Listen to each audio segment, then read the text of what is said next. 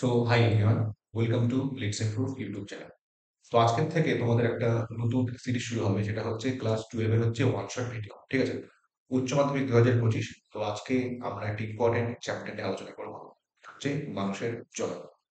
তো যেহেতু এগুলো এক শট, তো ওয়ান শট এগুলো যেহেতু, তাই আমরা ভাবলাম সেগুলো রেকর্ডিং ফর্মে দেওয়া বেশি ভালো, কারণ লাইভে অনেকটা বেশি সময় নিয়ে নেবে। তো যদি তোমাদের কারো কোনো ডাউট থাকে বা কোনো কিছু কোয়ারি থাকে, অবশ্যই নিচে কমেন্ট সেকশনে তোমরা জানাবে। আমি যেটা বলবো যে এই চ্যাপ্টার ভিডিও অফ করে 1.5x বা 2x স্পিডে দেখো। দেখে হচ্ছে বইটার সঙ্গে সঙ্গে পড়তে থাকো। যাদের পড়া হয়নি তারা হচ্ছে নোট ডাউন করে পড়তে পারো অবশ্যই, বা যাদের মোটামুটি পড়া হয়ে গেছে, যাদের ভাবছো একবার রিভিশন দরকার, তাও এটার থেকে সুন্দর করে একবার 2x দেখে সুন্দর করে তোমরা রিভিশন করতে পারো। ঠিক আছে? উইদাউট ফার্দার ডিলে শুরু করা যাক। আমি তোমাদের সন্দীপ স্যার। তো শুরু করি। ঠিক আছে? দেখো, মানুষের জন্ম, মানব জন্ম, হিউম্যান রিপ্রোডাকশন যাকে আমরা বলতে পারি। এবার দেখো, প্রথমেই যে জিনিসটা আমাদের বুঝতে লাগবে সেটা হচ্ছে কি, মানব জনন রিলেটেড সবার প্রথমে যে জিনিসটা আমাদের বুঝতে লাগবে, মানুষ তো ডিম তো পায় না। প্রথম কথা, মানুষ তো শোনেনি যে মানুষ ডিম পেড়েছে, এরকম তো হয়নি কোনোদিন। মানে বাবা গেছে বাজারে, তোমার বাবা তুমি বললা যে মুরগির ডিম নিয়ে আসলাম, সঙ্গে একটা মাসির ডিমও নিয়ে আসলে, এরকম তো কোনোদিন হয় না। কালো ডিমও তো নিয়ে আসে না, ঘোড়ার ডিমও নিয়ে আসে না। তো মানুষ তো ডিম তো পায় না, ওটা তো আমরা বুঝলাম। মানুষ করে কি, তার যে বাচ্চা যেটা আছে সেটাকে করে কি, যে সেই বাচ্চাটা তার ভিতরে ম্যাচিউর হয়, ঠিকঠাক করে বড় হয়, তারপরে সেটাকে ও বাইরে ডেলিভারি করে দিচ্ছে। ঠিক আছে? তো মানুষ করে হচ্ছে, যেহেতু হচ্ছে এরকম করে, এই মানুষ হচ্ছে কি, মানুষ হচ্ছে একটা আমাদের ভিভিপেরাস এনিমেল। কেন ভিভিপেরাস এনিমেল বলেছে? কারণ মানুষ হচ্ছে ডিম পায় না। যদি ডিম পারতো তাহলে তাকে আমরা কি বলতাম সেটা নিশ্চয়ই আমাকে কমেন্ট সেকশনে জানাবেন। যে সমস্ত প্রাণী ডিম পাড়ে তাদেরকে কি বলে? তাদেরকে কি ভিভিপারাস বলে, নাকি তাদেরকে অন্য কোনো নাম আছে? সেটা অবশ্যই আমাকে তোমরা জানাবে। ঠিক আছে? এবার দেখো, এবার নরমাল এখানে এই চ্যাপ্টারের মধ্যে আমরা যেগুলো নিয়ে মেইনলি আমরা আলোচনা করব, সেটা হচ্ছে কি, প্রথম আলোচনা করব আমাদের একটা পুরুষের যে রিপ্রোডাক্টিভ স্ট্রাকচার আছে সেটা সম্পর্কে, মহিলাদের রিপ্রোডাক্টিভ স্ট্রাকচার আছে সেটা সম্পর্কে। তারপরে কিভাবে হচ্ছে তারা হচ্ছে গ্যামেট উৎপন্ন করছে, গ্যামেটোজেনেসিস যাকে বলতে পারি। সেটা স্পার্মাটোজেনেসিস হতে পারে, সেটা আমাদের ওভিজেনেসিস হতে পারে। ওকে? তো তারপরে বললাম কি, গেমেট উৎপন্ন হয়ে গেল, তারপরে কিভাবে গেমেট দুটো হচ্ছে একসাথে হচ্ছে, মানে ফর্ম হচ্ছে, ঠিকঠাক করে আমাদের হচ্ছে গোটা ভ্রূণ উৎপন্ন হচ্ছে, এবং ভ্রূণটা ঠিকঠাক করে উৎপন্ন হওয়ার পর কিভাবে সেই ভ্রূণটা হচ্ছে ম্যাচিওর হচ্ছে, একটা গোটা ইমরা উৎপন্ন করলো বা ভ্রূণ উৎপন্ন করলো। তারপরে সেটা আমাদের 280 দিন পর, মোটামুটি 9 মাস পর সেটা হচ্ছে বডির থেকে বার হয়ে যাচ্ছে। তারপরে করবো হচ্ছে আমরা ল্যাকটেশন, এবং তারপরে করবো হচ্ছে আমরা প্রসব, যাকে আমরা বলবো হচ্ছে পার্চুরেশন। এগুলো হচ্ছে আমাদের চ্যাপ্টারের মোটামুটি ধারণা। উইদাউট ফার্দার ডিলে সবার প্রথমে আমরা যেটা নিয়ে হচ্ছে আলোচনা শুরু করব, সেটা হচ্ছে কি, যে একজন মানে মেলের, male reproductive structure, male reproductive structure, বা যাকে আমরা বলতে পারি হচ্ছে কি, যে একজনের পুরুষ মানুষের যে আছে তার হচ্ছে জননতন্ত্র। ঠিক আছে? মেল রিপ্রোডাক্টিভ স্ট্রাকচার, বা যাকে আমরা বলতে পারি পুরুষ জনন। দেখো, মেল রিপ্রোডাক্টিভ স্ট্রাকচারের মধ্যে মেনলি হচ্ছে তিনটি জিনিস থাকে। তিনটে জিনিস নিয়ে মেনলি হচ্ছে মেল রিপ্রোডাক্টিভ স্ট্রাকচার সেটা হচ্ছে গঠিত হয়। সেই তেলের জিনিস কি কি? কোথায় বুঝতে লাগবে? আমাদের যে মেল রিপ্রোডাক্টিভ স্ট্রাকচার যেটা আছে সেটা থাকে কোথায়? সেটা থাকে হচ্ছে আমাদের পেলভিস রিজনে, সেটা থাকে, যাকে আমরা বলতে পারি উদর গহ্বরে সেটা হচ্ছে থাকে। এবং সবাই জানো যে আমাদের যে মেন, আমাদের যে প্রাথমিক যে হচ্ছে মানে রিপ্রোডাক্টিভ যে অর্গান আছে, বা একজন পুরুষ মানুষের ক্ষেত্রে বা মেয়ের ক্ষেত্রে, সেটা হচ্ছে কি, সেটা হচ্ছে আমাদের শুক্রাশয়। ঠিক আছে? সেটা কি, সেটা হচ্ছে আমাদের শুক্রাশয়, যাকে আমরা কি বলবো, যাকে আমরা বলবো হচ্ছে, সেটা থাকে কোথায় সবাই জানো, সেটা হচ্ছে কি আমাদের দেহের বাইরে স্কোটাম নামক একরকম থলি থাকে। ঠিক আছে?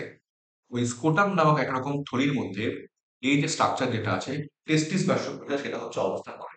তো স্কোটামের মধ্যে থাকার কারণ কি? স্কোটামের মধ্যে থাকার হচ্ছে একটাই কারণ, যে দেখো, টেস্টিসের মধ্যে হচ্ছে স্পার্ম উৎপন্ন হচ্ছে, যাকে আমরা বলবো হচ্ছে স্পার্মাটোজেনেসিস। এই যে স্পার্ম উৎপন্ন করার জন্য যে টেম্পারেচার, সেটা কি 2 থেকে 8 ডিগ্রি সেন্টিগ্রেড সেটা হচ্ছে কম রাখা উচিত। মানে কি, নর্মাল যে বডি টেম্পারেচার আছে তার থেকে 2 থেকে আমাকে 8 ডিগ্রি সেন্টিগ্রেড তাপমাত্রা কম রাখতে লাগবে। তার জন্য সেটা হচ্ছে বডির বাইরে থাকে। এর কারণ হচ্ছে একটাই, যে কারণ 2 থেকে 2.5 ডিগ্রি সেন্টিগ্রেড তাপমাত্রা হচ্ছে কম থাকে আমাদের নর্মাল বডি টেম্পারেচার থেকে। বুঝা গেল? যেহেতু নর্মাল বডি টেম্পারেচার থেকে 2 থেকে 2.5 ডিগ্রি সেন্টিগ্রেড তাপমাত্রা হচ্ছে কম থাকছে, তার জন্য হচ্ছে মানে এটা করা হয়। এটা আশা করি সবার বোঝা গেল, আর এখানে সমস্যা থাকা উচিত নয়। ঠিক আছে? এটা তো গেল হচ্ছে আমাদের গল্প। এবার দেখো, যদি হচ্ছে আমরা দেখি কি কি থাকবে, একটা পেলভিস রিজনে অবস্থান করে, এটা তো আমরা সবাই বুঝলাম। কি কি থাকে? প্রথম হচ্ছে আমাদের হচ্ছে টেস্টিস থাকে, যাকে আমরা বলবো হচ্ছে শুক্রাশয়। টেস্টিস বা শুক্রাশয় আর কি থাকে? নানা রকম হচ্ছে মানে গ্রন্থি থাকে, বা নানা রকম হচ্ছে আমাদের দাগ থাকে। সেই গ্রন্থিগুলো কি কি? যেমন আমাদের হচ্ছে কি, রেটি টেস্টিস বলে একটা সাপোজ যেমন গ্রন্থির মধ্যে যেমন হচ্ছে প্রোস্টেট আসবে, গ্রন্থির মধ্যে যেমন হচ্ছে প্রোস্টেট গ্রন্থি থাকে গ্রন্থির মধ্যে। তারপরে হচ্ছে আমাদের বাল্বো ইউরেথ্রাল গ্ল্যান্ড থাকে, বাল্বো ইউরেথ্রাল গ্ল্যান্ড, বুঝা গেল? বাল্বো ইউরেথ্রাল গ্রন্থি, প্রোস্টেট গ্রন্থি, এই সমস্ত গ্রন্থি আমাদের থাকবে। তারপরে কি হয়? তারপরে হচ্ছে নানা রকম হচ্ছে নালিকা থাকে আমাদের টেস্টিস বা শুক্রাশয়ের মধ্যে। ওর নাম কি? যেমন কি এক্সাম্পল বলি, যেমন কি রেটি টেস্টিস। রেটি টেস্টিস হচ্ছে একটা নালী যেটা ওখানে থাকে। আর কি থাকতে পারে? আমাদের এপিডার্মিস থাকতে পারে, ভাস ডিফারেন্স থাকতে পারে।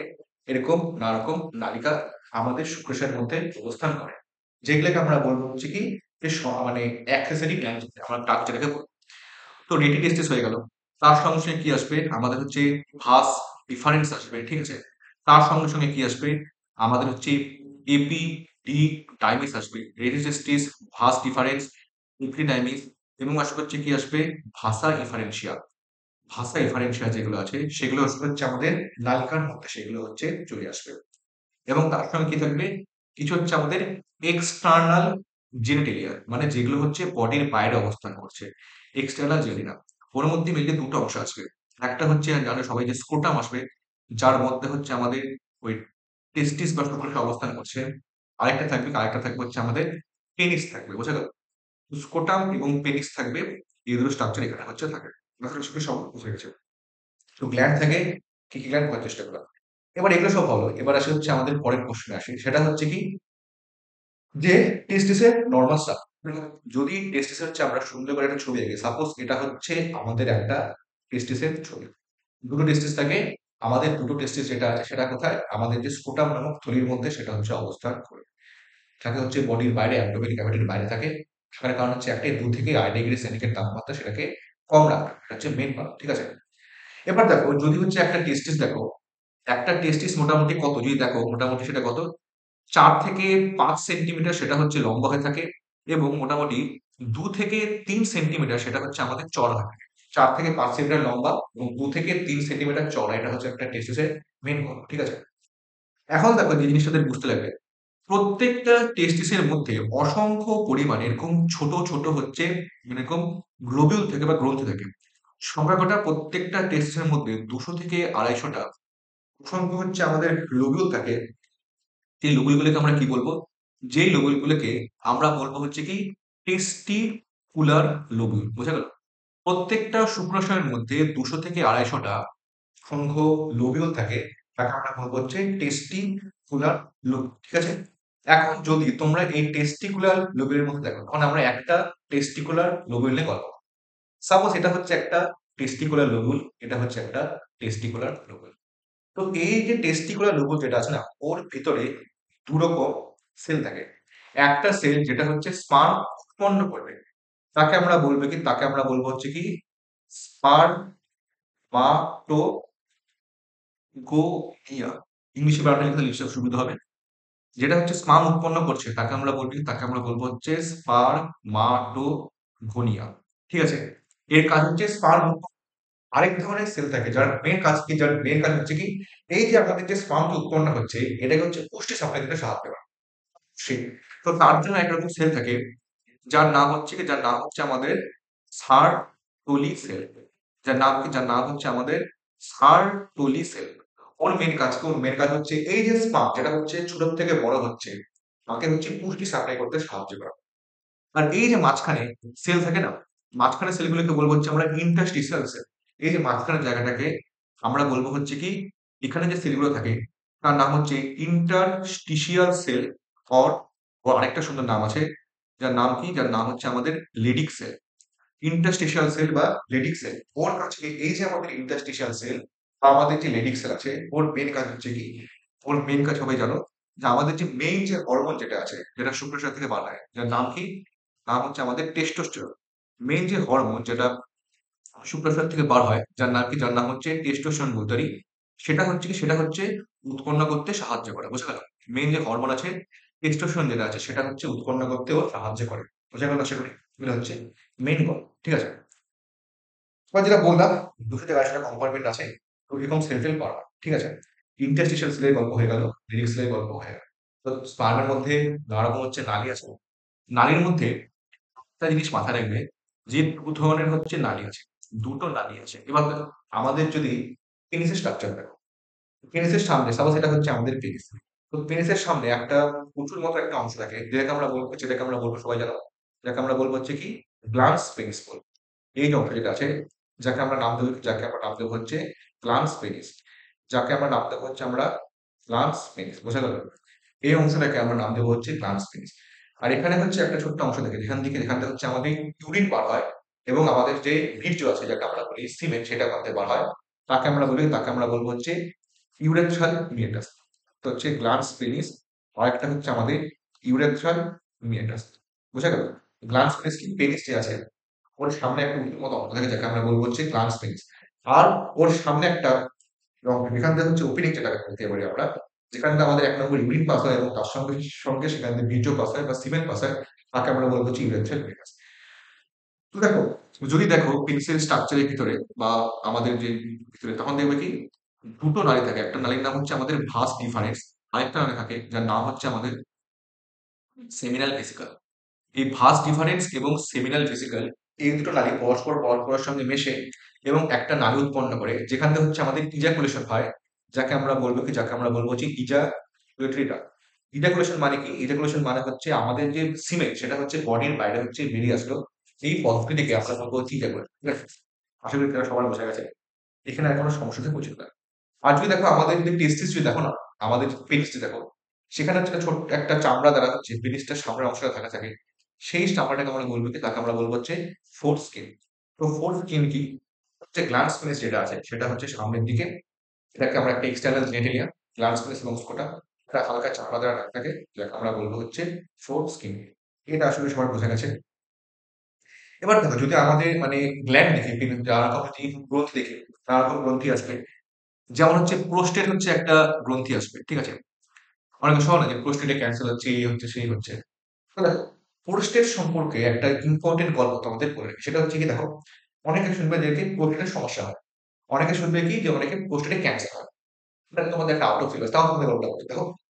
যখন সাপোজ এটা হচ্ছে প্রোস্টেট, তো এটা যদি প্রোস্টেট হয়, সাপোজ এটা হচ্ছে আমাদের প্রোস্টেট, ভালো কথা, এটা হচ্ছে আমাদের হচ্ছে প্রোস্টেট, ঠিক আছে? আর এটা হচ্ছে ওর মধ্যে দিয়ে হচ্ছে কি মূত্র নালীটা ওর মধ্যে দিয়ে পাস হচ্ছে, এটা হচ্ছে প্রোস্টেট আর ওর মধ্যে দিয়ে মূত্র নালীটা পাস হচ্ছে। এখন যখন কারণ হচ্ছে একটা রোগ হয় যার নাম হচ্ছে বিপিএইচ, যার নাম বিনাইল পোস্টিক হাইপারপ্লেশিয়া, যাকে বাংলা ভাষায় কি বলতে পারি, প্রোস্টেটের সমস্যা, মানে প্রোস্টেট বড় হয়ে গেছে। তো প্রোস্টেট বড় হলে কি হবে দেখো, সেটা হয় হচ্ছে আমাদের একদম মাঝখান বড় বড় হয়। তাহলে প্রোস্টেট বড় হলে কি হবে, এই যে আমাদের যে মূত্রালী সেটাতে হচ্ছে চাপ দেবে। যখনই প্রোস্টেট বড় হয়ে যাবে তখনই আমাদের মূত্রালীতে চাপ দেবে। তখন দেখবে এরকম হয়, যাদের প্রোস্টেটের সমস্যা থাকে তাদের দেখবে এরকম হয় যে তারা বাথরুমে যাবে কিন্তু তাদের ঠিকঠাক করে বাথরুম হয় না। কেন? কারণ হচ্ছে কি, ওই প্রোস্টেট চাপটি আছে মূত্রালীতে, মূত্র ইউরিন ঠিকঠাক করে বাঁচাতে পারছে না। তো ওদের এই সমস্যাটা দেখা যাচ্ছে। আরেকটা হতে পারে প্রোস্টেটের ক্যান্সার, সেটা হয় কোথায়, পিছন দিকে হয়। প্রোস্টেট ক্যান্সারের পিছন দিকে হয়। ফলে দেখো, ক্যান্সার টিউমার যতই বড় হোক না কেন, সেটা যখন অনেকটা বড় হয়ে যখন হচ্ছে একদম মূত্রনালীকে যখনই চাপ দেবে তখন সেই লক্ষণটা হয়। সেটা হচ্ছে আমাদের ব্যথা। একটা ইম্পর্টেন্ট কোশ্চেন বলা হয় যে প্রোস্টেটের যে সমস্যা, যখন প্রোস্টেট আকারে বড় হয়ে যাচ্ছে, যখন ক্যান্সার নাই প্রোস্টেট, সেটা হয় হচ্ছে মূত্রনালীর চারপাশে। ফলে কি হয়, ফলে সেটা হচ্ছে আমাদের সহজে পাওয়া যায়, কারণ তখন আমাদের বাথরুম করতে সমস্যা হয়, বাথরুমের সময় যাওয়া হবে, ঠিক আছে? কিন্তু যখন হচ্ছে কারণ প্রোস্টেটে যখন ক্যান্সার হচ্ছে, ক্যান্সার মূত্রনালী আছে এখানে, প্রকৃতির যে ক্যান্সার সেটা হচ্ছে পিছন দিকে হচ্ছে। ফলে কি হবে, ধীরে ধীরে বড় হয় টিউমারটা, বড় হতে যখন একদম মূত্রনালীতে যখন এটা চাপটা দেবে তখন আমাদের কি সমস্যা হবে। তাই বলা হয় এরকম যে যখন প্রোস্টেট যখন যাদের বড় হয়ে যায় তাদের হচ্ছে সমস্যাটা আগে হবে। বা যদি কারো প্রোস্টেট ক্যান্সার হয় তাহলে সেটা অনেক লেট পর্যায়ে যাবে। নিশ্চয়ই আশা করি কারণটা তোমরা বুঝতে পারবে, ঠিক আছে? তাহলে ছোট একটা কথা তোমাদের বলি।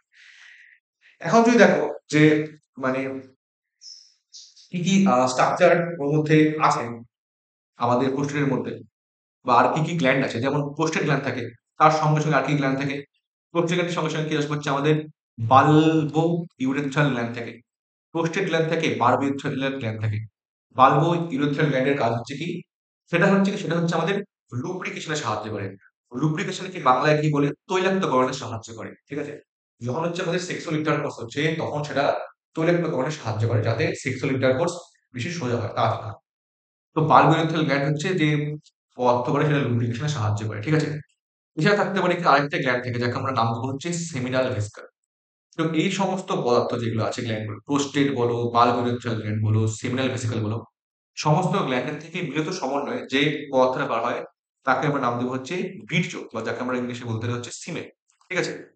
বীর্য ও সিমেন, যার মধ্যে হচ্ছে কি থাকে, এক নম্বর অবশ্যই তার মধ্যে শুক্রাণু থাকে, ওর মধ্যে অবশ্যই ওর মধ্যে শুক্রাণু থাকে, এবং তাছাড়া কি হতে পারে, নানা রকম আয়ন যেমন ক্যালসিয়াম আয়ন ওর মধ্যে থাকতে পারে।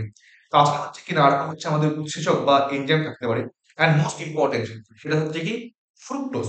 মোস্ট ইম্পর্টেন্ট কিন্তু ওর মধ্যে হচ্ছে ফ্রুক্টোজ থাকে। যেমন দেখবে, যখন দেখবে কারো হচ্ছে যখন কোনো রেপ কেস হয় তখন দেখবে এরকম হয় যে ফ্রুক্টোজ কেস চেক করে। কেন? মানে এই যে ফ্রুক্টোজ যেটা আছে সেটা শুধুমাত্র আমাদের সিমেন্ট বা বীর্যের মধ্যে পাওয়া যাচ্ছে। যেহেতু ফ্রুক্টোজ শুধুমাত্র হচ্ছে সিমেন্ট বা বীর্যের মধ্যে পাচ্ছি, মহিলাদের ভেজাইন বা মহিলাদের যে ভেজাইন আছে না, তাই সেখানে হচ্ছে ফ্রুক্টোজ টেস্ট করে। ফ্রুক্টোজ টেস্ট করলে পাওয়া যায় সেখানে কোনো বীর্যপাত আছে, ঠিক আছে? এটা হচ্ছে আমাদের মোটামুটি একটা ধারণা, আমাদের মোটামুটি সবকিছু বলছি আমাদের মেন রিপ্রোডাক্টিভ সিস্টেম সম্পর্কে। তো মেল হলো, মেলের পর এবার আসে হচ্ছে আমাদের ফিমেল আসে। ফিমেল রিপ্রোডাকশনের মধ্যে কি কি গল্প আসবে দেখো। ফিমেল রিপ্রোডাক্টিভ যদি হচ্ছে স্ট্রাকচার সম্পর্কে আমরা দেখি, ওর মধ্যে কি কি স্ট্রাকচার আছে। দেখো, ফিমেল রিপ্রোডাক্টিভ স্ট্রাকচারের মধ্যে অবশ্যই জানো তোমরা হচ্ছে ওভারি আসবে, বা যাকে আমরা বলতে পারি কি, যাকে আমরা বলতে পারি হচ্ছে ডিম্বাশয়। ওভারি বা ডিম্বাশয় আসবে। পার্থক্য কি? আমাদের যে শুক্রাশয় যেটা আছে সেটা হচ্ছে বডির বাইরের স্পুটামের মধ্যে অবস্থান করছে। তো সেরকম কোনো গল্প নেই। সেটা নর্মালি হচ্ছে আমাদের উদর গহ্বরে অবস্থান করে, যাকে আমরা ইংলিশে বলতে পারি পেলভিসের মধ্যে সেটা হচ্ছে অবস্থান করছে। তো পেলভিসের মধ্যে সেটা হচ্ছে অবস্থান করছে প্রবল। আর কি থাকতে পারে? ওর মধ্যে আসবে হচ্ছে আমাদের ওভিটাক, বা যাকে আমরা বলি কি, যাকে আমরা বলি হচ্ছে কি, যাকে আমরা বলবো হচ্ছে কি ফ্যালোপিয়ান টিউব। ওভিটাক বা যাকে আমরা বলবো হচ্ছে ফ্যালোপিয়ান টিউব বলবো, ঠিক আছে? তারপরে কি থাকবে? আমাদের থাকবে হচ্ছে জরায়ু থাকবে অবশ্যই, জরায়ু থাকবে। তারপরে থাকবে হচ্ছে আমাদের জরায়ু, যাকে আমরা কি বলতে পারি, যাকে আমরা বলতে পারি হচ্ছে আমরা ইউটেরাস বলতে পারি, জরায়ু বা ইউটেরাস থাকে। তারপরে থাকবে হচ্ছে কি আমাদের সার্ভিক্স থাকবে, এবং তার সঙ্গে সঙ্গে থাকবে হচ্ছে ভ্যাজাইনা। এই যে জরায়ু, সার্ভিক্স, ভ্যাজাইনা, ঠিক আছে? তারপর ওভিডাক, ইউটেরাস, এইগুলো নিয়ে হচ্ছে আমাদের মেইনলি ফিমেল রিপ্রোডাক্টিভ যে স্ট্রাকচার সেটা উৎপন্ন হয়। এবং মোস্ট ইম্পর্টেন্ট থাকে হচ্ছে আমাদের স্তন গ্রন্থি, বা যাকে আমরা বলতে যাচ্ছি ম্যামারি গ্ল্যান্ড। ওর মধ্যে ম্যামারি গ্ল্যান্ড বা ওর মধ্যে স্তন গ্রন্থিও হচ্ছে থাকবে। ম্যামারি গ্ল্যান্ড বা স্তন গ্রন্থির কাজ হচ্ছে কি, ওটা হচ্ছে কি স্ট্রাকচারালি এবং ফাংশনালি আমাদের যে মহিলাদের যে যখন বাচ্চা হয় না, তখন সেটাকে হচ্ছে কি ম্যাচিওর করতে সাহায্য করে। ঠিক আছে? এটা হচ্ছে মেন গোল। এটা আশা করি সবার বোঝা গেছে ফিমেল রিপ্রোডাক্টিভ স্ট্রাকচার সম্পর্কে। এটা যদি একটা ছোট্ট ছবি আঁকি, ছবি দেখতে এরকম হয়। এখানে হচ্ছে একটা ডিম্বাশয় বসে আছে, এখানে হচ্ছে একটা ডিম্বাশয় বসে আছে। দেখতে একটা মুখের চোখের মতো লাগছে, এরকম করে ব্যাপারটা। তারপরে কি হবে, এরকম করে হচ্ছে আমাদের লাইট আসবে। এটা হচ্ছে আমাদের, সাপোজ এটা ধরলাম হচ্ছে আমাদের ফ্যালোপিয়ান টিউব। তো এখানে সেম ছবি আসবে, আমি একদিকে চলে যাচ্ছি। এটা হচ্ছে ফ্যালোপিয়ান টিউব। ফ্যালোপিয়ান টিউবটা ওপেন হবে কোথায়? ফ্যালোপিয়ান টিউবটা ওপেন হবে হচ্ছে আমাদের ইউটেরাসের মধ্যে। আমাদের মেইনলি হচ্ছে ফ্যালোপিয়ান টিউবটা হচ্ছে ওপেন হবে। ইউটেরাসের মধ্যে মেইনলি হচ্ছে আমাদের যে ফ্যালোপিয়ান টিউব যেটা সেটা হচ্ছে ওপেন হবে। ঠিক আছে? এটা হচ্ছে আমাদের ইউটেরাস। ঠিক আছে? এটা হচ্ছে ইউটেরাস। এর মধ্যে আমাদের ফ্যালোপিয়ান টিউবটা হচ্ছে ওপেন হচ্ছে। এটা হচ্ছে ইউটেরাস, এর মধ্যে ফ্যালোপিয়ান টিউবটা ওপেন হচ্ছে। এটা কি? এটা হচ্ছে আমাদের ওভারি, বা যাকে আমরা বলতে হচ্ছে ডিম্বাশয়। আর এটা হচ্ছে আমাদের ফ্যালোপিয়ান টিউব, যেটা মোটামুটি ১০ থেকে ১২ সেন্টিমিটার সেটা হচ্ছে লম্বা হয়। একটা ফ্যালোপিয়ান টিউব সেটা মোটামুটি ১০ থেকে ১২ সেন্টিমিটার লম্বা হয়। ফ্যালোপিয়ান টিউবের মেইনলি হচ্ছে ৩ টে অংশ থাকে। একটা হচ্ছে ইনফান্ডিবুলার, এই অংশটাকে বলবো হচ্ছে আমরা অ্যাম্পুলা, এই অংশটাকে বলবো হচ্ছে আমরা ইসথেমাস। তো কি বললাম? এটা যদি ফ্যালোপিয়ান টিউবটা হয় এরকম, এর মেইনলি ৩ টে হচ্ছে অংশ থাকে। এটা হচ্ছে আমাদের সাপোজ বললাম হচ্ছে ডিম্বাশয়। তো এই যে অংশটা, তাকে আমরা বলবো কি? তাকে আমরা বলবো হচ্ছে ইনফান্ডিবুলাম। ভালো কথা, ইনফান্ডিবুলাম। মাঝখানের যে অংশটা, তাকে আমরা বলবো কি? তাকে আমরা বলবো হচ্ছে অ্যাম্পুলা। আর এখানে যে অংশ থাকে তাকে আমরা বলবো হচ্ছে ইসথেমাস। ইনফান্ডিবুলাম, অ্যাম্পুলা অ্যান্ড হচ্ছে ইসথেমা। এবার দেখো, এখানে হচ্ছে আমাদের ওভারি। ওভারির থেকে হচ্ছে কি আমাদের যে ওভাম বা ডিম্বক সেটা হচ্ছে বার হয়, ডিম্বনু বার হয়। তো ডিম্বনাকে ধরার জন্য ইনফান্ডিবুলামের গায়ে এরকম আঙুলের মতো অসংখ্য প্রজেকশন দেখা যাচ্ছে। এটাকে বলবো কি? এটাকে আমরা নাম দেবো হচ্ছে ফিমব্রি। বোঝা গেল? এটাকে নাম দেবো হচ্ছে আমরা ফিমব্রি। তো ফিমব্রি মানে কি? ফিমব্রি মানে কি? যে ওভারির থেকে যে আমাদের যে ডিম্বাণু বার হচ্ছে, ওটাকে ধরার জন্য ওর গায়ে অসংখ্য আঙুলের মতো প্রজেকশন দেখা যাচ্ছে। ওটাকে আমরা নাম দেবো হচ্ছে ফিমব্রি।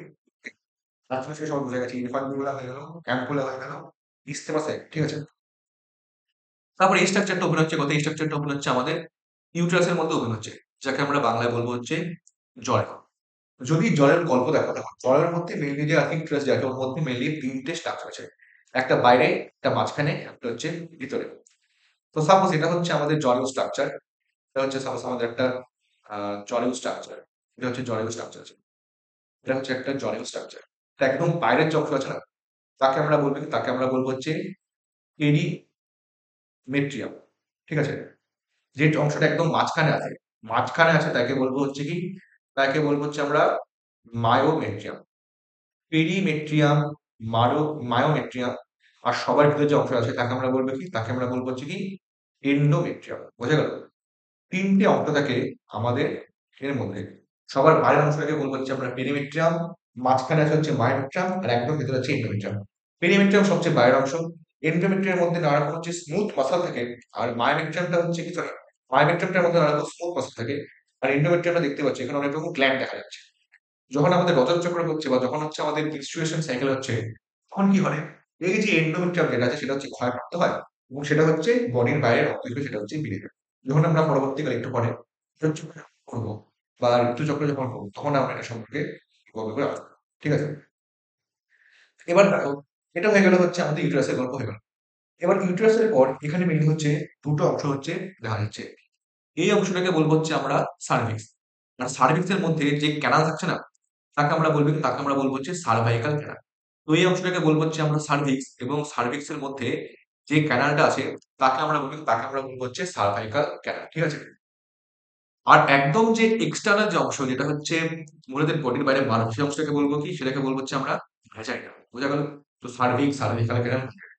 তার মধ্যে একটা জিনিস তোমরা অবশ্যই মাথায় রাখবে। এই যে আমাদের যে সার্ভাইকাল ক্যানাল, বোঝা গেল? এবং তার সঙ্গে ওর মধ্যে যে ভ্যাজাইনা আছে, সার্ভাইকাল ক্যানাল এবং ভ্যাজাইনা যে আছে না, এই দুটো প্রশ্নকে একত্রে কি বলবো? এই দুটো প্রশ্নকে একত্রে আমরা বলবো হচ্ছে বার্থ। কেন দুটো প্রশ্নকে বার্থ ক্যানাল বলে?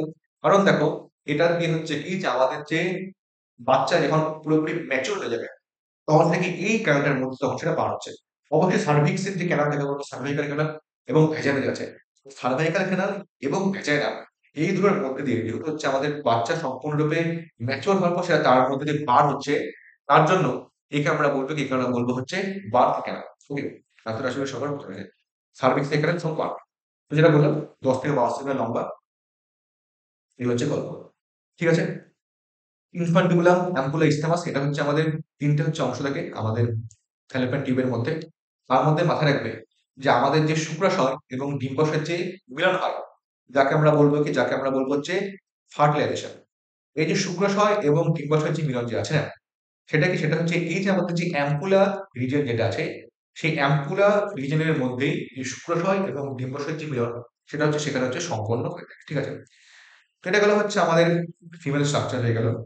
তারপরে দেখো, তারপরে যে পার্টটা আমাদের করতে লাগবে সেটা হচ্ছে কি? যেটা বললাম যে ইউট্রাস তো করে ফেললাম, যে পেরিমেট্রাম, মায়োমেট্রাম, এন্ডোমেট্রাম ৩ টা অংশ থাকে। পেরিমেট্রাম সবচেয়ে হচ্ছে বাইরের স্ট্রাকচার। মায়োমেট্রাম হচ্ছে সেখানে হচ্ছে অসংখ্য পরিমাণে সেখানে হচ্ছে স্মুথ মাসল থাকে। আর এন্ডোমেট্রাম যেটা সেখানে কি অসংখ্য পরিমাণে হচ্ছে গ্ল্যান্ড দেখা যাচ্ছে বা গ্রন্থি দেখা যাচ্ছে। সেগুলো করে কি? যখন হচ্ছে আমাদের ঋতুচক্র হচ্ছে বা যখন হচ্ছে আমাদের menstruation সাইকেল হচ্ছে, তখন হয় কি? এই যে এটা হচ্ছে ক্ষয়প্রাপ্ত হয় এবং সেটা হচ্ছে বাইরে রক্তের মাধ্যমে বাইরে হচ্ছে বেরিয়ে যাবে। এটা হচ্ছে মেইন গল্প। এবার দেখো, তারপরে আসবে হচ্ছে আমাদের কি? Female external genitalium. Male external genitalium কি স্ট্রাকচার ছিল? ওর মধ্যে ছিল হচ্ছে আমাদের কি ছিল? ১ নম্বর ছিল হচ্ছে টেস্টিস ছিল, সরি, একটা স্কোটাম ছিল আর ওর মধ্যে ছিল হচ্ছে পেনিস। ফিমেল এক্সটার্নাল জেনিটেলিয়ামের মধ্যে কি স্ট্রাকচার থাকে জাস্ট নামগুলো তোমরা মাথায় রাখো। যেমন হচ্ছে আমাদের মন্স পিউবিস থাকে ওর মধ্যে। মন্স পিউবিস, তারপরে হচ্ছে আমাদের লেবিয়া মেজোরা, এটা হচ্ছে একটা ফ্যাটের ফোল থাকে। তারপরে আসবে হচ্ছে আমাদের Libya minora, Libya মেজোরা, Libya minora. ঠিক আছে? এই সমস্ত স্ট্রাকচার থাকবে। তারপর হচ্ছে একটা অংশ থাকে যাকে বলবো হচ্ছে আমরা ক্লাইটোরিস বলবো। ঠিক আছে? লিবিয়া মেজোরা, লিবিয়া মাইনোরা, ক্লাইটোরিস একটা অংশ থাকবে। যেটা বলতে ক্লাইটোরিসটাকে একটা ছোট্ট হচ্ছে একটা ফিঙ্গারের ছোট্ট একটা প্রজেকশন। সেটা কি? যখন হচ্ছে সেক্সুয়াল যখন ইন্টারকোর্স হচ্ছে না, তখন ক্লাইটোরিসকে যদি কেউ অ্যাক্টিভেট করে তাহলে কি হয়? মহিলারা হচ্ছে আরো সেক্সুয়ালি সেটা অ্যাক্টিভেট হয়। বোঝা গেল? এবার যেটা মোস্ট ইম্পর্টেন্ট যেখান থেকে জিনিসটা কোশ্চেন আসে সেটা হচ্ছে হাইমেন। দেখো, হাইমেন কি? মহিলাদের যে এক্সটার্নাল জেনিটালিয়া যেটা আছে, ওর বাইরে একটা পর্দার মতো অংশ থাকে, পাতলা পর্দার মতো অংশ, তাকে আমরা বলি হচ্ছে হাইমেন। এখন হাইমেনের কি গুরুত্ব কোথায়? দেখো, হাইমেনের মাধ্যমে বোঝা যায় কি যে একজন মহিলা সে কি ভার্জিন নাকি সে কি ভার্জিন না।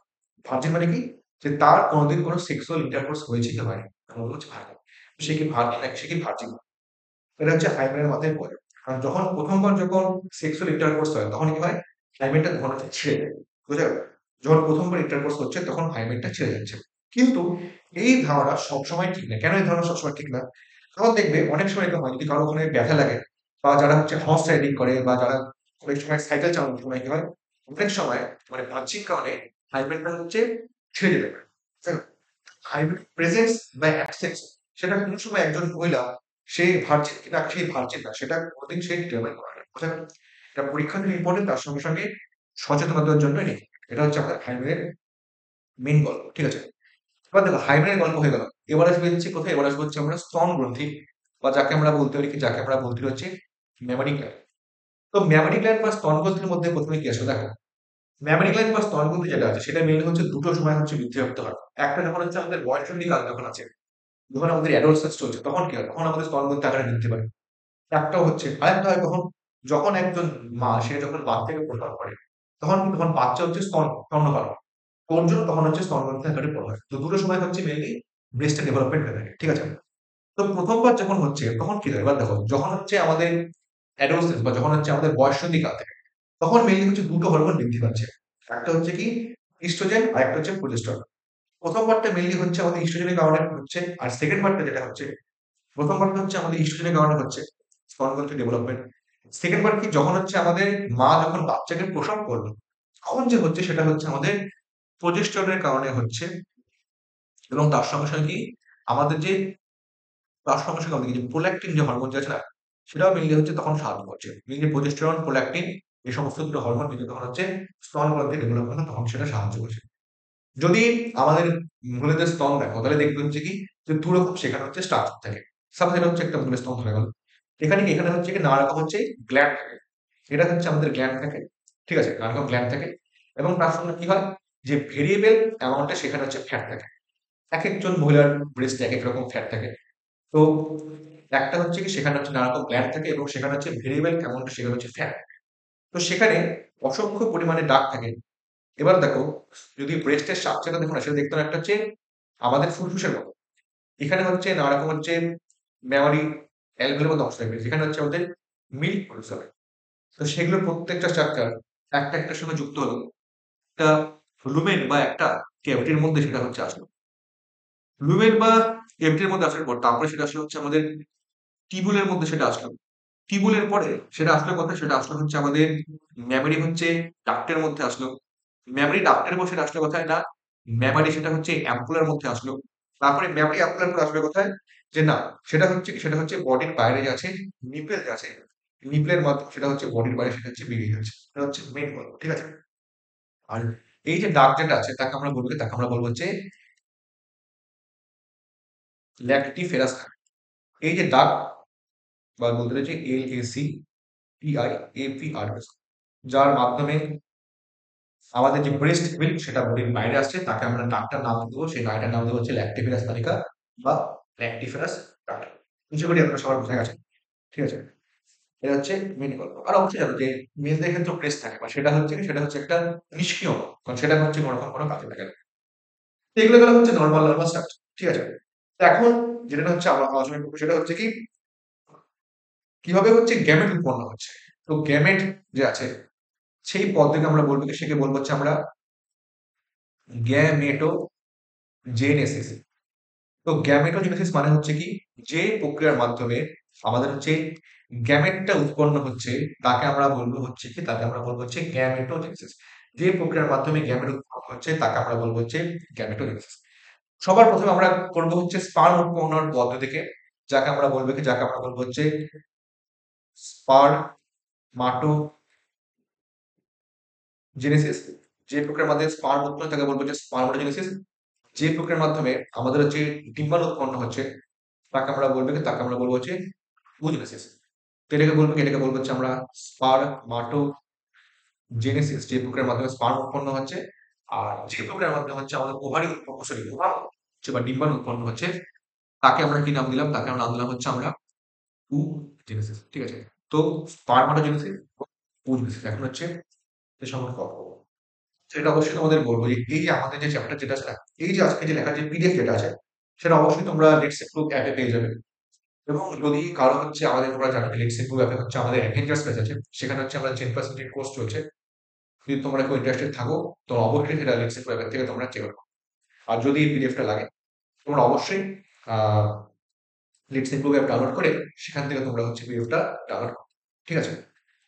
দেখো, স্পারমাটোজেনেসিস আরেকটা হচ্ছে আমাদের স্পার্ম। এবার প্রথম আলোচনা করবো হচ্ছে আমরা স্পারমাটোজেনেসিস নিয়ে আলোচনা করবো। দেখো, একদম দেখো, স্পারমাটোজেনেসিস আমি সহজে একটা গল্প করি। সেটা হচ্ছে কি, দেখো, স্পার্ম উৎপন্ন করা হচ্ছে ছেলেটা। ছেলেটা হচ্ছে খুব সহজ সরল হয়, খুব সাহসী হয়। ওদের মধ্যে কিন্তু প্যারকাস যা জটিলতা সবার হচ্ছে আমাদের মহিলাদের মধ্যে, তাই তো? জোকস আবার বেশিরভাগ কি মেয়েদের মনের মধ্যে জটিলতা থাকে, ছেলেদের মনের মধ্যে কি জটিলতা থাকে না। যে একজনকে দেখুন এই হচ্ছে আমার সব, তো পারফরমেন্সটা সেরকম। সেখানে হচ্ছে কোনো রকম কোনো জটিলতা নেই, একদম সহজ সরল সিম্পল, একদম চিল গাই জাস্ট। তো চিল গাই যদি হয়, স্পার্মোজেনেসিস জাস্ট লাইক চিল গাই। গল্পটা যেরকম যে সাপোজ যখন স্পাম যখন উৎপন্ন হয় না, তখন কি হয়, আমাদের মধ্যে অসংখ্য পরিমাণে হচ্ছে সেল থাকে। অসংখ্য পরিমাণে হচ্ছে সেল থাকে যেগুলো হচ্ছে আমাদের স্পামকে উৎপন্ন করবে। সেই সেলগুলোকে কি বলবো, সেগুলোকে বলবো হচ্ছে আমরা স্পারমাটোগোনিয়া। স্পারমাটোগোনিয়া করে কি, স্পারমাটোগোনিয়া হচ্ছে আমাদের মধ্যে অসংখ্য পরিমাণে ডিপ্লয়েড সেল থেকে যেগুলো হচ্ছে স্পার্ম উৎপন্ন করবে, সেটাকে বলবো হচ্ছে স্পারমাটোগোনিয়া। থাকে কোথায়? ওই যে আমাদের যে বললাম সেমিনিফারাস টিউবুল, ওর হচ্ছে গায়ে লাগাতে সাহায্য করতে পারে। তো স্পারমাটোগোনিয়া যেটা আছে সেটা প্রথমে করলো কি, অসংখ্য পরিমাণে মাইটোসিস কোষ বিভাজন করবে। মাইটোসিসের মাধ্যমে করবে কি, তার সংখ্যাটা বৃদ্ধি করলো। অসংখ্য পরিমাণে মাইটোসিস বিভাজন করলো। তো একটা তো স্পার্মে অনেকগুলো স্পারমাটোগোনিয়া আছে। সেগুলো করলে কি, সেগুলো হচ্ছে করলো তার হচ্ছে সংখ্যাটা বৃদ্ধি করলো। এই যে সংখ্যাটা বৃদ্ধি করলো তাকে আমরা বলবো, তাকে আমরা নাম দেবো হচ্ছে কি স্পারমাটোগোনিয়া। সেখান থেকে উৎপন্ন করলো কি, সেখান থেকে উৎপন্ন করলো আমাদের প্রাইমারি স্পারমাটোসাইট। এটাকে বলবো হচ্ছে আমরা প্রাইমারি স্পারমাটোসাইট।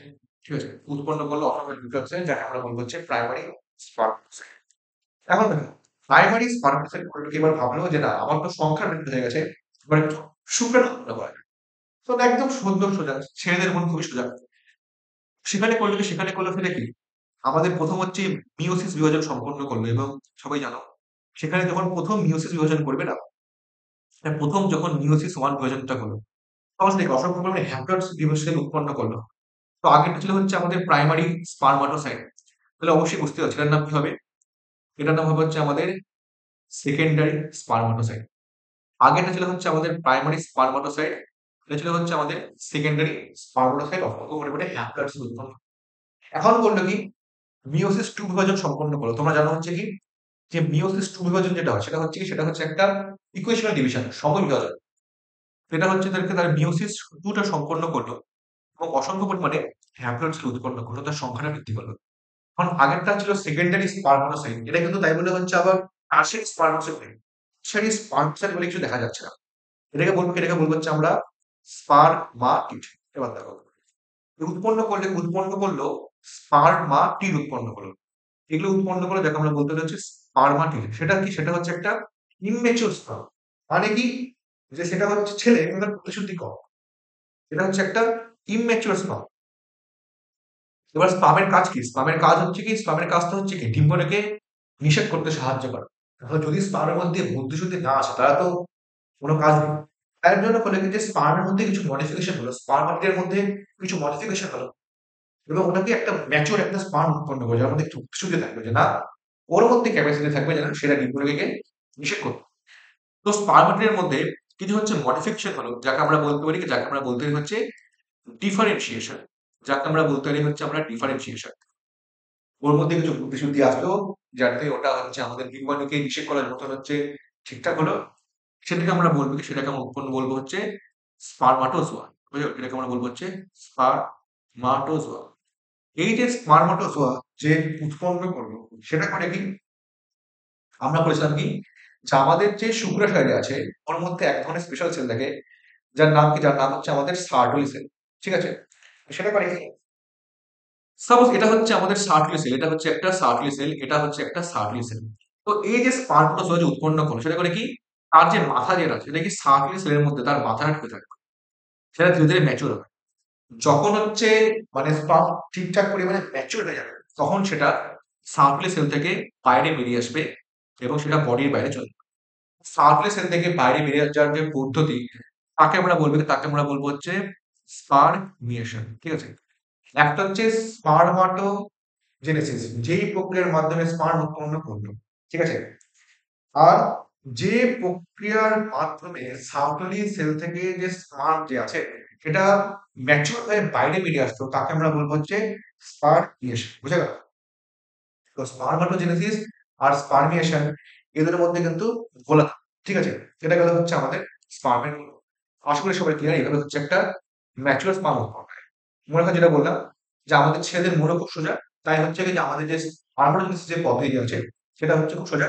সেখানে কোনোরকম কোনো ব্যাঘাত নেই। ভালো কথা।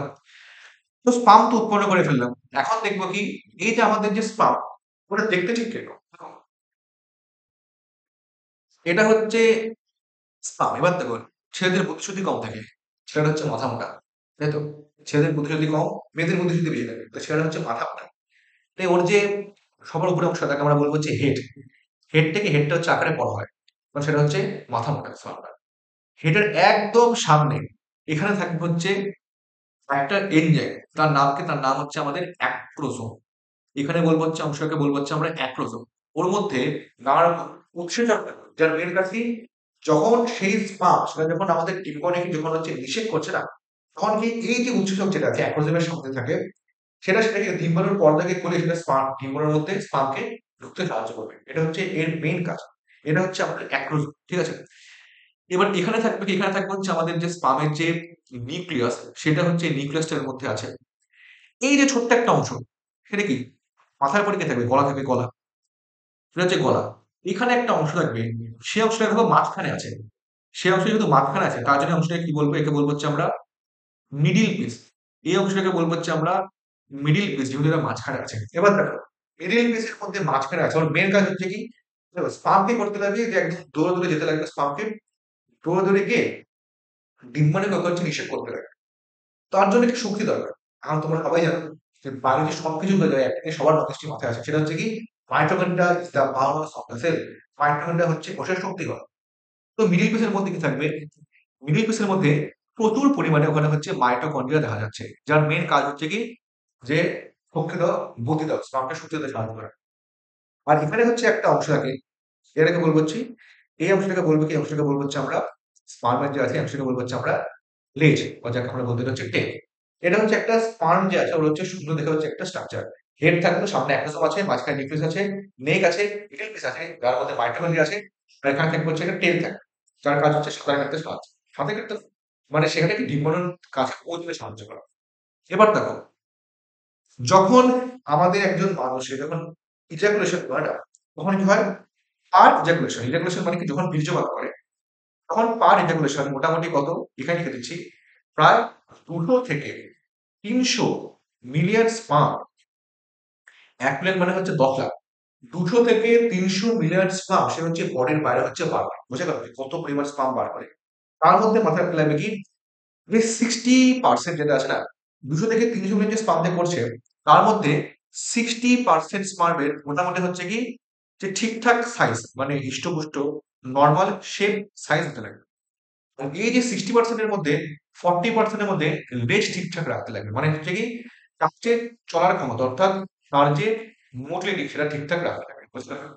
তো দেখো, 200 থেকে 300 মিলিয়ন স্পাম হচ্ছে ও যখন একজন মানুষ যে করছে তখন সেটা পার হচ্ছে।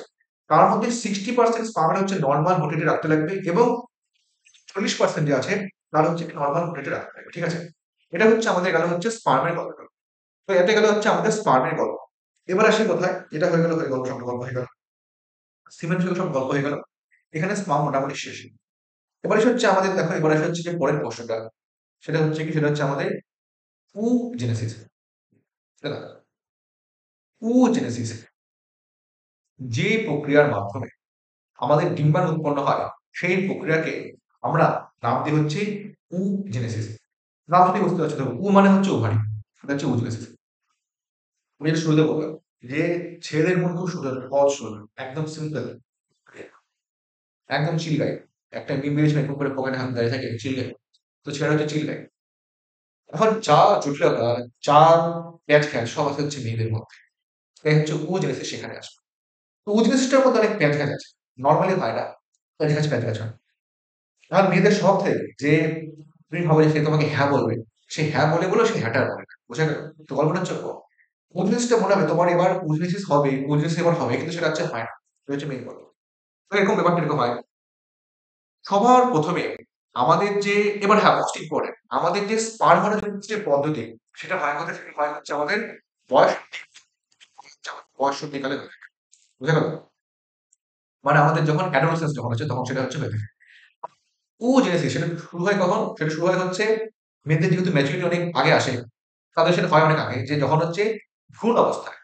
ভাবুন, যখন হচ্ছে মানে একজন মহিলা সে যখন হচ্ছে যখন মায়ের পেটের মধ্যে আছে, ভ্রূণ অবস্থায়, মানে সে যখন হচ্ছে আমাদের এমব্রয় অবস্থায় যখন আছে, ভ্রূণ অবস্থায় যখন আছে, তখন থেকেই হচ্ছে তার মধ্যে এই যে আমাদের যে oogenesis পদ্ধতি সেটা হচ্ছে সেখান থেকে তখন থেকে সেটা শুরু হয়ে যায়। বুঝতে পারছেন?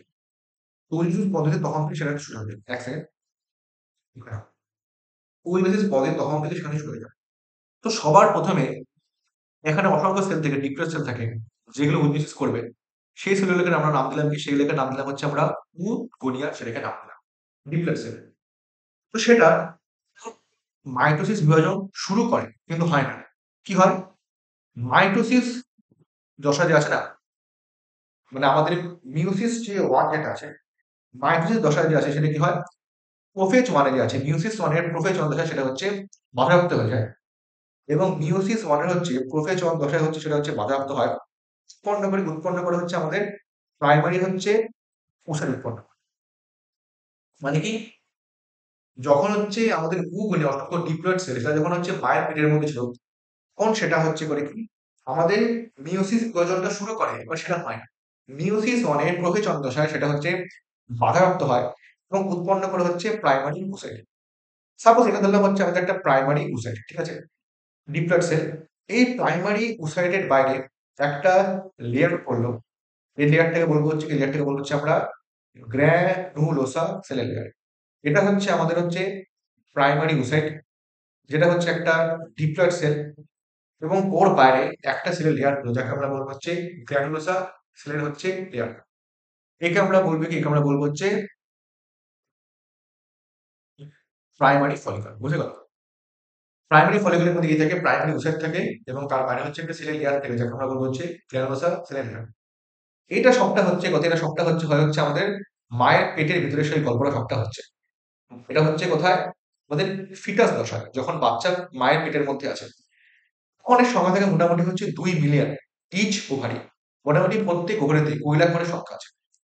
এখন কি? এখন হচ্ছে বাচ্চা জন্মগ্রহণ করলো। বাচ্চা জন্মগ্রহণ করার পর কি হলো?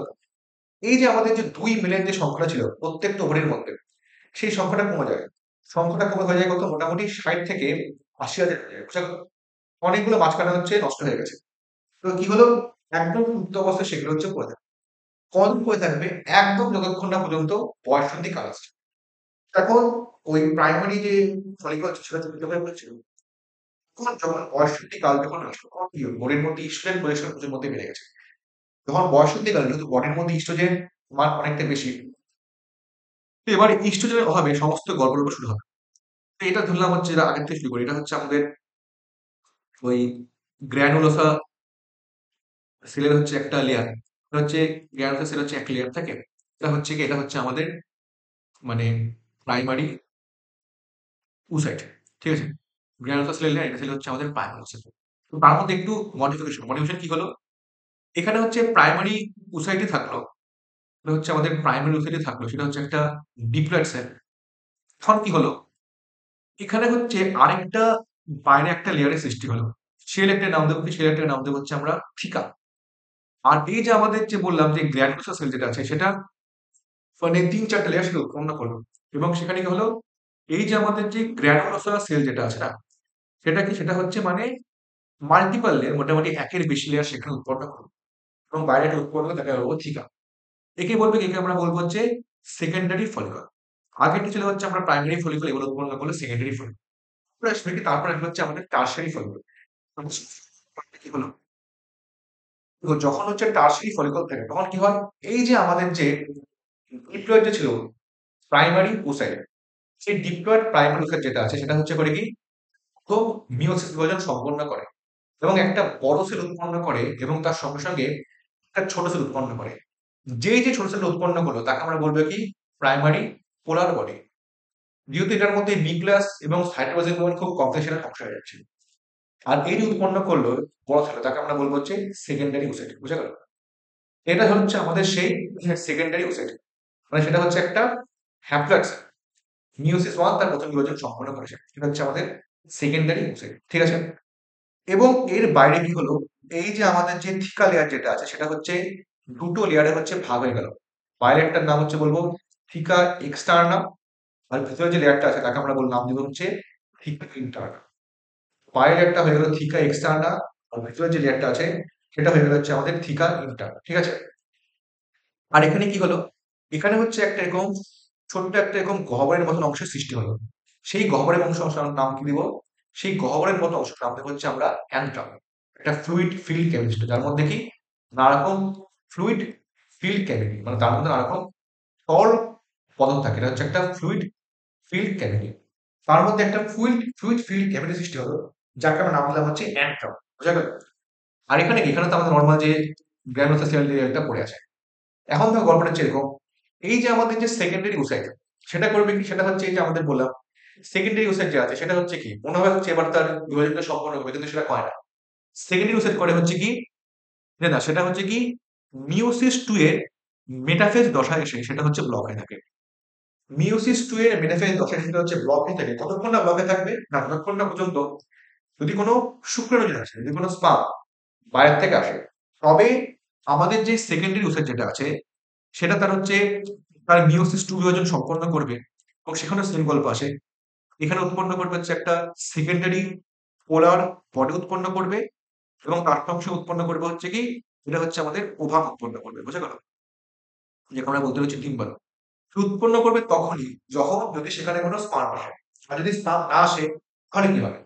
তাহলে এই যে আমাদের যে সেকেন্ডারি ওসাইট যেটা আছে সেটা হলো হচ্ছে আমাদের সেকেন্ডারি ওসাইট, সেটা হচ্ছে একটা ডিপ্লয়েড হ্যাপ্লয়েড সেল। ওর বাইরে যে লেয়ারটা বললাম না, যে লেয়ারটা বললাম অ্যান্ট্রাম, ওই ফ্লুইড ফিল্ড ক্যাভিটি, ওই বাইরের লেয়ারটা যে অ্যান্ট্রাম সেটা আরো একটা বড় হয়ে যাবে, এটা হচ্ছে আমাদের অ্যান্ট্রাম লেয়ার। ওই ফ্লুইড ফিল্ড ক্যাভিটি আরো একটা বড় হয়ে গেল। আর এখানে হচ্ছে কি, ওই জোনা ইউথেরার মাধ্যমে সেটা হচ্ছে যুক্ত আছে, জোনা ইউথেরার সাথে যুক্ত আছে। আর আমাদের যে বাইরের লেয়ারটা আছে গ্রাউন্ড সেল লেয়ারটা অনেকটা সেখানে ছোট হয়ে গেছে, আর বাইরে যে থিকা লেয়ারটা সেটা অনেকটা ম্যাচুর হয়ে গেছে, আর এটা হচ্ছে আমাদের থিকা লেয়ারটা হয়ে গেল। তো এই যে আছে এখানে বলবো কি, একে আমরা বলবো হচ্ছে গ্রাফিয়ান ফলিকল। ঠিক আছে? এই যে গ্রাফিয়ান ফলিকল যে আছে সেটা হচ্ছে কি, যদি হচ্ছে ডিম্বাণু আসে, পরে কি গ্রাফিয়ান ফলিকল সেটা হচ্ছে আমাদের রাপচার হবে বা সেটা হচ্ছে ভেঙে যাবে। রাপচার হওয়ার পর সেখান থেকে যে আছে আমাদের যে মানে সেকেন্ডারি যে উসাইড যে আছে সেটা হচ্ছে সেটা বডির বাইরে বার হবে। সেটা মানে গ্রাফিয়ান ফলিকলের বাইরে সেই সেকেন্ডারি উসাইডটা বার হবে। এখন যেটা বললাম, যদি সেখানে হচ্ছে স্পার্ম আসে, তো সেই যে সেকেন্ডারি উসাইডকে সেটা হচ্ছে ফার্টিলাইজ করবে, বার করবে। আর যদি হচ্ছে স্পার্ম যদি না আসে, তাহলে সেকেন্ডারি উসাইড যে আছে তার মিওসিস বিভাজন সম্পন্ন করবে না, সেটা কি সেকেন্ডারি উসাইড রূপে আমাদের মহিলার যে মেনস্ট্রুয়েশন সাইকেল বা অজর চক্র হয় তার থ্রু সেই সেকেন্ডারি উসাইডটা সেটা হচ্ছে পার হয়ে যাবে। বুঝলে? যেটা ছবি দেখো, সাপোজ এটা হচ্ছে একটা মহিলার হচ্ছে একটা মানে ডিম্বাশয় একটা ছবি। দেখবে কি, যে এখানে হচ্ছে ফলিকল গুলো ক্রমশ হচ্ছে এখানে বড় হচ্ছে, এখানে ফলিকল গুলো ক্রমশ এখানে বড় হচ্ছে, আর এখানে ফলিকলটা আরো বড় হয়ে গেছে। এটা সাপোজ হচ্ছে প্রাইমারি ফলিকল, এটা সেকেন্ডারি ফলিকল, এটা হচ্ছে আমাদের টারশারি ফলিকল। তারপর উৎপন্ন করলে কি আসলে উৎপন্ন করলে হচ্ছে আমাদের গ্রাফিয়ান ফলিকল উৎপন্ন হয়। তারপরে গ্রাফিয়ান ফলিকল যখন উৎপন্ন করলো তার থেকে যখন হচ্ছে আমাদের ওই সেকেন্ডারি ওসাইড যখন হচ্ছে বেরিয়ে গেল না, তারপরে সেটা উৎপন্ন করে একটা শুধু কি বাইরে শুধু খোলাটাই পড়ে থাকলো, ভিতরে তো জিনিসপত্র সব বেরিয়ে গেছে, শুধুমাত্র বাইরের খোলাটাই পড়ে আছে। এই যে বাইরের খোলাটা তাকে আমরা বলবো কি, তাকে আমরা নাম দেবো হচ্ছে কি কর্পাস লিউটিয়াম। তো কি বলেছেন, গ্রাফিয়ান ফলিকল থেকে যখন আমাদের ওভিউলেশন হয়ে যাচ্ছে তখন ওর যে বাইরে একটা আস্তরণ পড়ে থাকে না, সেই অংশটার নাম কি, সেই অংশের নাম দেবো হচ্ছে আমরা কর্পাস লিউটিয়াম। এটা করে কি, এর কাজ হচ্ছে কি, এর কাজ হচ্ছে আমাদের যে প্রোজেস্টেরন যেটা আছে, প্রোজেস্টেরন হরমোন ক্ষরণে সাহায্য করে। প্রোজেস্টেরন হরমোন কখন ক্ষরণ হবে, যখন হচ্ছে আমাদের মানে গ্রাফিয়ান ফলিকল থেকে যখন হচ্ছে আমাদের সেকেন্ডারি উৎস সেটা বেরিয়ে গেল এবং তারপর যে ওর বাইরে যে অংশটা পড়ে থাকবে সেটাকে আমরা বলবো হচ্ছে কর্পাস লুটিয়াম। ওর মেন কাজ হচ্ছে ওর থেকে প্রোজেস্টেরন হরমোন খাওয়াতে সাহায্য করা। আর এই যে ফলিকল যেটা আছে, এই যে primary follicle, secondary follicle, tertiary follicle, graafian follicle, এখানে কি হচ্ছে আমাদের ফলিকলটা ক্রমশ সেখানে হচ্ছে মানে ধীরে ধীরে ম্যাচিওর হচ্ছে বা বড় হচ্ছে। তো এইভাবে যে একটা ফলিকল সেটা নিজে ক্রমশ বড় হচ্ছে বা ম্যাচিওর হচ্ছে, সেটাকে আমরা বলতে পারি সেটা হচ্ছে কি আমরা মানে মানে বৃদ্ধিপ্রাপ্ত ফলিকল বলতে পারি, বা যাকে আমরা বলতে পারি হচ্ছে গ্রোয়িং ফলিকল। একে আমরা বলতে পারি হচ্ছে কি বৃদ্ধিপ্রাপ্ত ফলিকল, বা যাকে আমরা বলতে পারি হচ্ছে গ্রোয়িং ফলিকল। এটা করে কেটা কাজ হচ্ছে আমাদের যে ইস্ট্রোজেন যেটা আছে না, ওই ইস্ট্রোজেন হরমোন ঘটে সাহায্য করে। তো দেখো দুটো হরমোন হচ্ছে মেইনলি ইম্পর্টেন্ট, একটা হচ্ছে ইস্ট্রোজেন, একটা হচ্ছে প্রোজেস্টেরন। তো কোনটা হরমোন কোথা থেকে বার হচ্ছে, যে যখন আমাদের যে ফলিকল সেটা যখন আমাদের ধীরে ধীরে বড় হচ্ছে, primary follicle, secondary follicle, tertiary follicle, graphic follicle, যখন আমাদের ফলিকল ক্রমশ বড় হচ্ছে, তখন এই যে আমাদের যে মানে কি বৃদ্ধিপ্রাপ্ত ফলিকল যেটা আছে সেখান থেকে বার হচ্ছে আমাদের ইস্ট্রোজেন। আর কি রাফিয়ান ফলিকল থেকে সেকেন্ডারি উৎসাহ হচ্ছে বেরিয়ে যাওয়ার পর ওর যে বাইরের যে খোলাটা যেটা আছে, যেটা হচ্ছে একটা বাইরে একটা অংশ পড়ে থাকে, তাকে আমরা নাম দেবো হচ্ছে কর্পাস লিউটিয়াম। সেটা মেন কাজ হচ্ছে প্রতিস্থাপন হরমোন করার সাহায্য। টাইম বাই টাইম কি হয়, এই যে আমাদের কর্পাস সেটা হচ্ছে মোটামুটি শক্ত হয়ে যায়, বুঝা গেল? সেটা হচ্ছে মেন কথা। তো যদি ছবিটা দেখি সেটা হচ্ছে কি, ওই প্রথম হচ্ছে অসংখ্য পরিমাণে যে সেকেন্ডারি হচ্ছে উগোনিয়া ছিল, সেটা তার হচ্ছে মানে মিওসিস ওয়ানের প্রোফেজন দশা সেটা হচ্ছে থেমে গেল, উৎপন্ন করলো হচ্ছে আমাদের প্রাইমারি সেল উৎপন্ন করলো। এটা ছিল হচ্ছে আমাদের মানে ভ্রূণদশা। তারপরে কি হলো, প্রাইমারি সেলটা আছে সেটা হচ্ছে কি হয় সংখ্যাটা অনেকটা কমে গেল। সেটা হচ্ছে আমাদের মোটামুটি বয়ঃসন্ধিকালে ইস্ট্রোজেন হরমোনের প্রভাবে সেটা হচ্ছে আবার পুনরায় বৃদ্ধিপ্রাপ্ত হলো, এবং সেটা করে হচ্ছে উৎপন্ন করলো সেকেন্ডারি ওষুধ উৎপন্ন করলো, এবং তার প্রথম যে মিওসিস বিভাজন সেটা হচ্ছে সম্পন্ন করলো। এখন সেকেন্ড মিওসিস বিভাজন যেটা মিওসিস টু, সেটা হচ্ছে সম্পন্ন করতে যাবে, কিন্তু কি হয় যেটা বললাম, যে মিওসিস টু এর যে মেটাফেজ দশা যেটা আছে, মিওসিস টু এর মেটাফেজ দশা সেটা হচ্ছে বাধাপ্রাপ্ত হয়, এবং সেটা হচ্ছে পড়ে থাকে, এটাকে বলবো হচ্ছে আমরা প্রভাব নামে।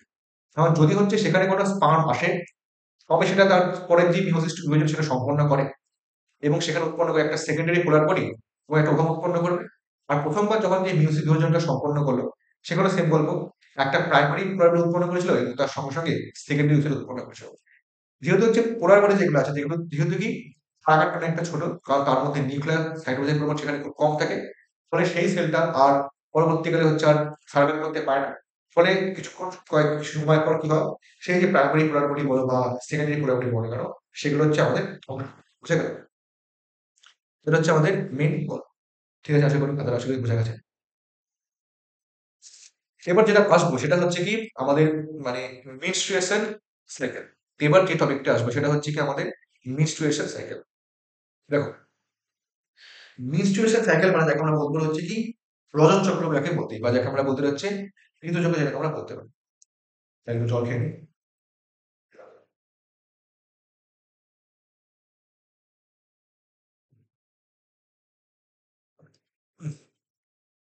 দেখো, এরপরের যে টপিকটা আসবে না সেটা হচ্ছে কি আমাদের মেনস্ট্রুয়েশন সাইকেল, বা যাকে আমরা বলবো হচ্ছে রজত চক্র। দেখো, এটা আসবে হচ্ছে আমাদের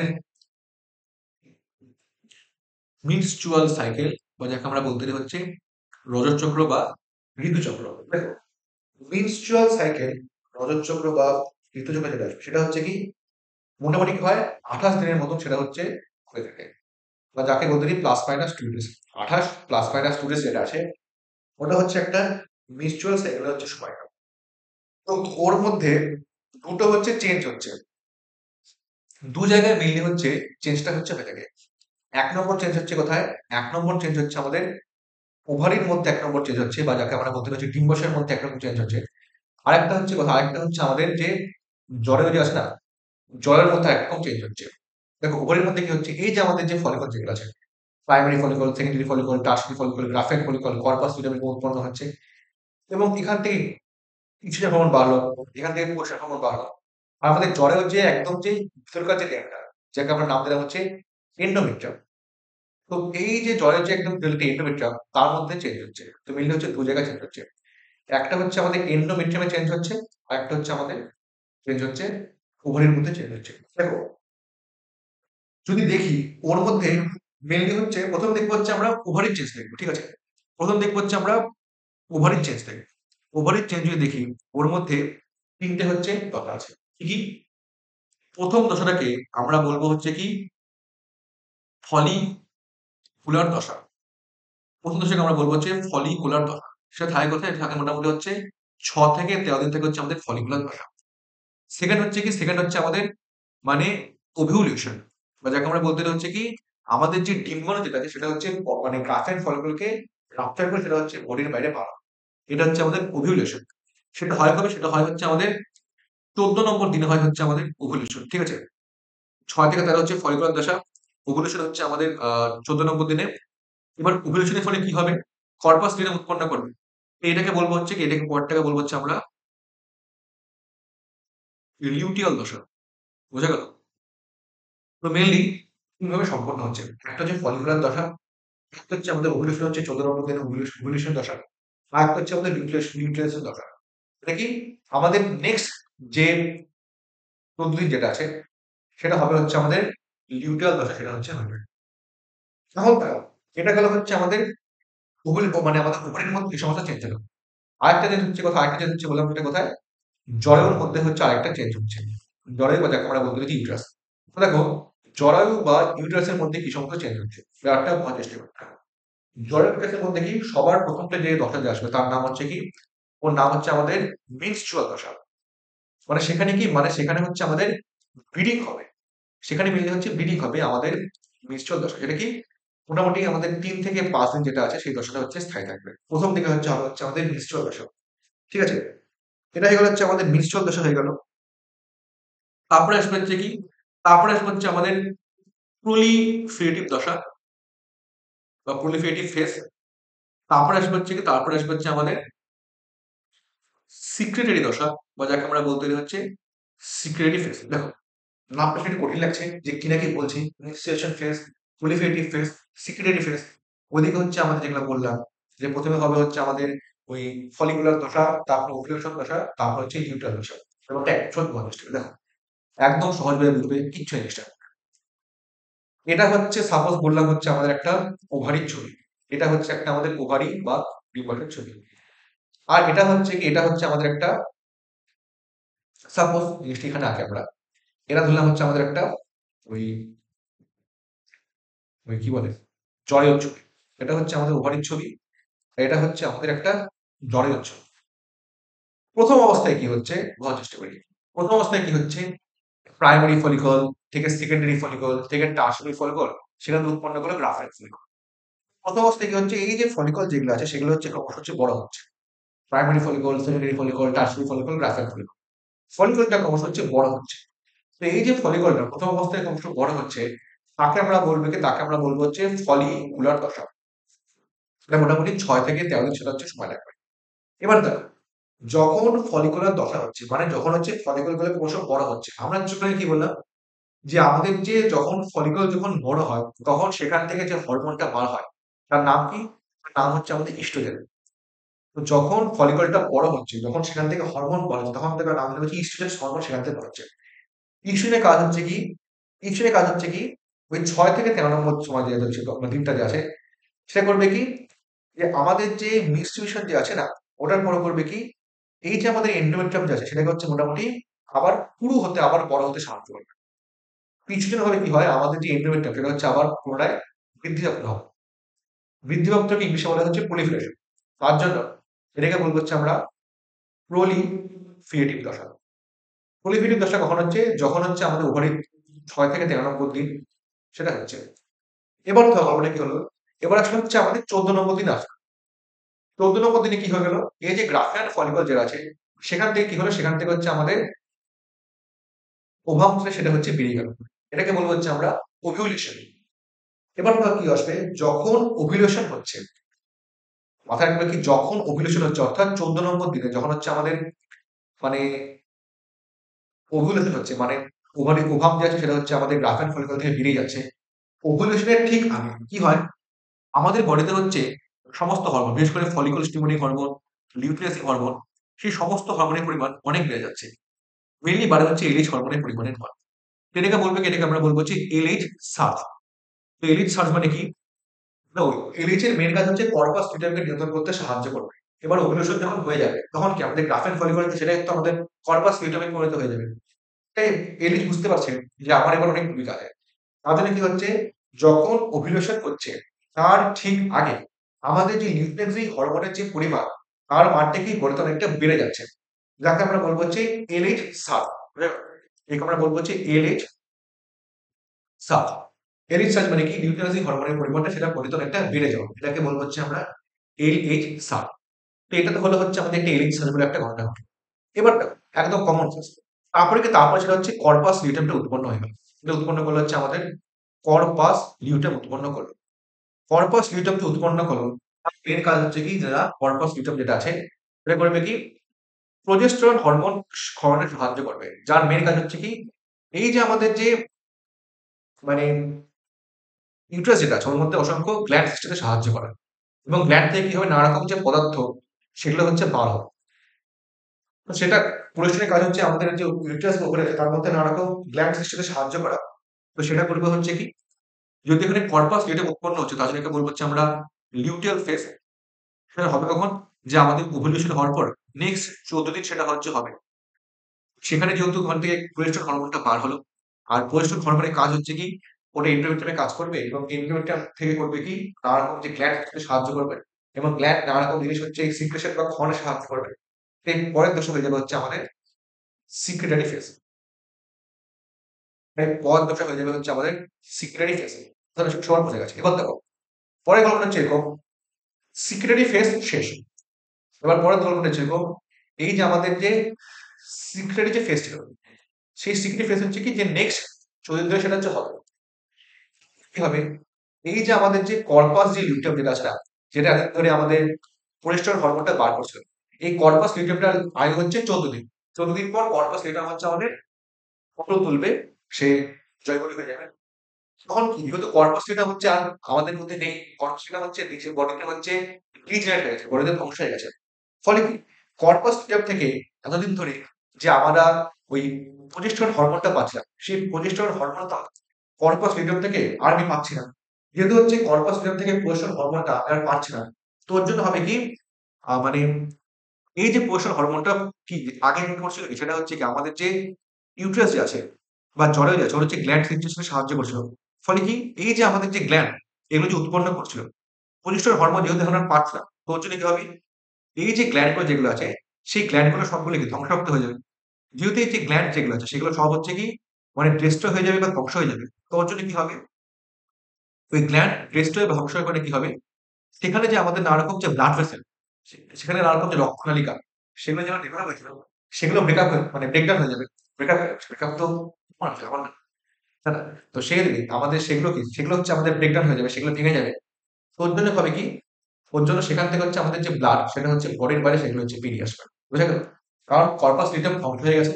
কর্পাস লিউটেম হচ্ছে ধ্বংস হওয়ার ফলে কি হয়েছে, আমাদের যে প্রোজেস্টেরনের যে পরিমাণ সেটা বড়তর একটু কমে গেছে। যেহেতু প্রোজেস্টেরনের পরিমাণ সেটা বড়তর একটু কমে গেছে, ফলে সেটা হচ্ছে আর জরায়ুর যে এন্ডোমেট্রিয়াম ওর কাজ করছিল, এন্ডোমেট্রিয়ামকে যে অসংখ্য গ্ল্যান্ড সৃষ্টি করেছিল, সেই এন্ডোমেট্রিয়ামের অসংখ্য গ্ল্যান্ড সেটা হচ্ছে তৈরি করতে পারছে না। যেহেতু এন্ডোমেট্রিয়ামের মধ্যে অসংখ্য গ্ল্যান্ড সেটা তৈরি করতে পারছে না, তো এর ফলে কি হচ্ছে, এন্ডোমেট্রিয়াম হচ্ছে ধ্বংসাত্মক হচ্ছে। এবং এন্ডোমেট্রিয়ামের মধ্যে কি ছিল হচ্ছে, যে মায়োমেট্রিয়াম, তার মধ্যে অসংখ্য পরিমাণে রক্ত নালিকা ছিল, রক্ত চালিয়েছিল। তো সেখান থেকে রক্ত যাচ্ছে সেটা হচ্ছে কি বডির বাইরে হচ্ছে বেরিয়ে আসছে। তার জন্য পরের যে 1 থেকে 5 দিন সময় যেটা আছে না, সেটা কি, সেটা হচ্ছে আমাদের ব্লিডিং হবে সেখান থেকে বডিতে। তো এটাকে বলবো হচ্ছে আমরা মিনস্ট্রুয়াল ফেজ। বোঝা গেল? মিনস্ট্রুয়াল ফেজ মানে কি, সেখানে হচ্ছে আমাদের ব্লিডিং হবে। মাথায় রাখতে লাগবে হচ্ছে কি, যখন হচ্ছে আমাদের মেনস্ট্রুয়াল ফেজ যখন হয় তখন কি হয়, আমাদের বডিতে সমস্ত হরমোনের পরিমাণ, সেটা তুমি এফএসএইচ বলো, এলএইচ বলো, হরমোনের পরিমাণ হচ্ছে কমে যাচ্ছে। মাথায় রাখতে লাগবে একটাই, যে একটাই হরমোন যেটা আছে, যেটা হচ্ছে তখন পরিমাণটা বৃদ্ধি পায়, তার নাম কি, তার নাম হচ্ছে আমাদের হচ্ছে ওই প্রোস্টাগ্ল্যান্ডিন। এফএসএইচ এলএইচ সমস্ত হরমোনের পরিমাণ সেটা হচ্ছে কমে যাচ্ছে। না, এফএসএইচ বলো, এলএইচ বলো, বা ইস্ট্রোজেন বলো, বা প্রোজেস্টেরন বলো, সমস্ত হরমোনের যে আছে না, তার পরিমাণ, সমস্ত হরমোনের পরিমাণ সেটা হচ্ছে কমে যাচ্ছে। বুঝা গেল? এফএসএইচ এলএইচ বা তোমরা ইস্ট্রোজেন প্রোজেস্টেরন বলো, সমস্ত হরমোনের পরিমাণ, আমাদের যে মিক্সচার যে ফেজ আছে সেখানে যে সমস্ত হরমোনের পরিমাণ সেখানে কমে যায়। ঠিক আছে? যেটা গেলো হচ্ছে আমাদের মিক্সচার। তোমরা জানো যখন হচ্ছে আমাদের মিক্সচার হচ্ছে তখন কি আমাদের হাইজিন রাখা খুব ইম্পর্টেন্ট। স্যানিটারি প্যাড ইউজ করা উচিত। 4 থেকে 6 ঘন্টা পর পর একটা প্যাড মানে চেক করা উচিত। যদি দেখা যায় একটা অক্ষয় কুমার একটা বই আছে না, প্যাডম্যান বলে একটা বই আছে। তো সেখানে যেমন দেখেছিল যে ও কিভাবে হচ্ছে মানে কিভাবে স্যানিটারি প্যাড আবিষ্কার করেছিল। আমার উপরে একটা গান আছে খুব সুন্দর, যে গান আছে না অরিজিৎ সিং এর, যে আজ সে তেরা সব মেরা হো গয়া বলে একটা কবিতা, একটা গান আছে, খুব ফেভারিট গান সেটা আমার। তো ঠিক আছে, তো দেখো, এগুলো গুলো হচ্ছে এগুলোর মেন বিষয়বস্তু। ঠিক আছে? তো এগুলো গেল হচ্ছে এর মেন বিষয়বস্তু গেল। এখন আসবো হচ্ছে এর হচ্ছে পরের প্রশ্ন আসবো, সেটা হচ্ছে কি দেখো, ডিম্বাণু উৎপন্ন হয়ে গেছে, শুক্রাণু উৎপন্ন হয়ে গেছে। নেক্সট কাজ কি, যেটা ডিম্বাণু এবং শুক্রাণুর মধ্যে একটা মিলন ঘটে, এটা হচ্ছে আমার নেক্সট কাজ। তো নেক্সট কাজ কি আসবে, নেক্সট কাজ আসবে হচ্ছে আমাদের ফার্টিলাইজেশন। নেক্সট কাজ আসবে হচ্ছে কি, নেক্সট কাজ আসবে হচ্ছে আমাদের ফার্টিলাইজেশন, অর্থাৎ ডিম্বাণু এবং শুক্রাণুর মধ্যে হচ্ছে মিলন ঘটা, যাকে আমরা বলবো হচ্ছে ফার্টিলাইজেশন। যাকে আমরা কি বলতে, যাকে আমরা বলতে হচ্ছে আমরা নিষেক, বা যাকে আমরা বলতে পারি।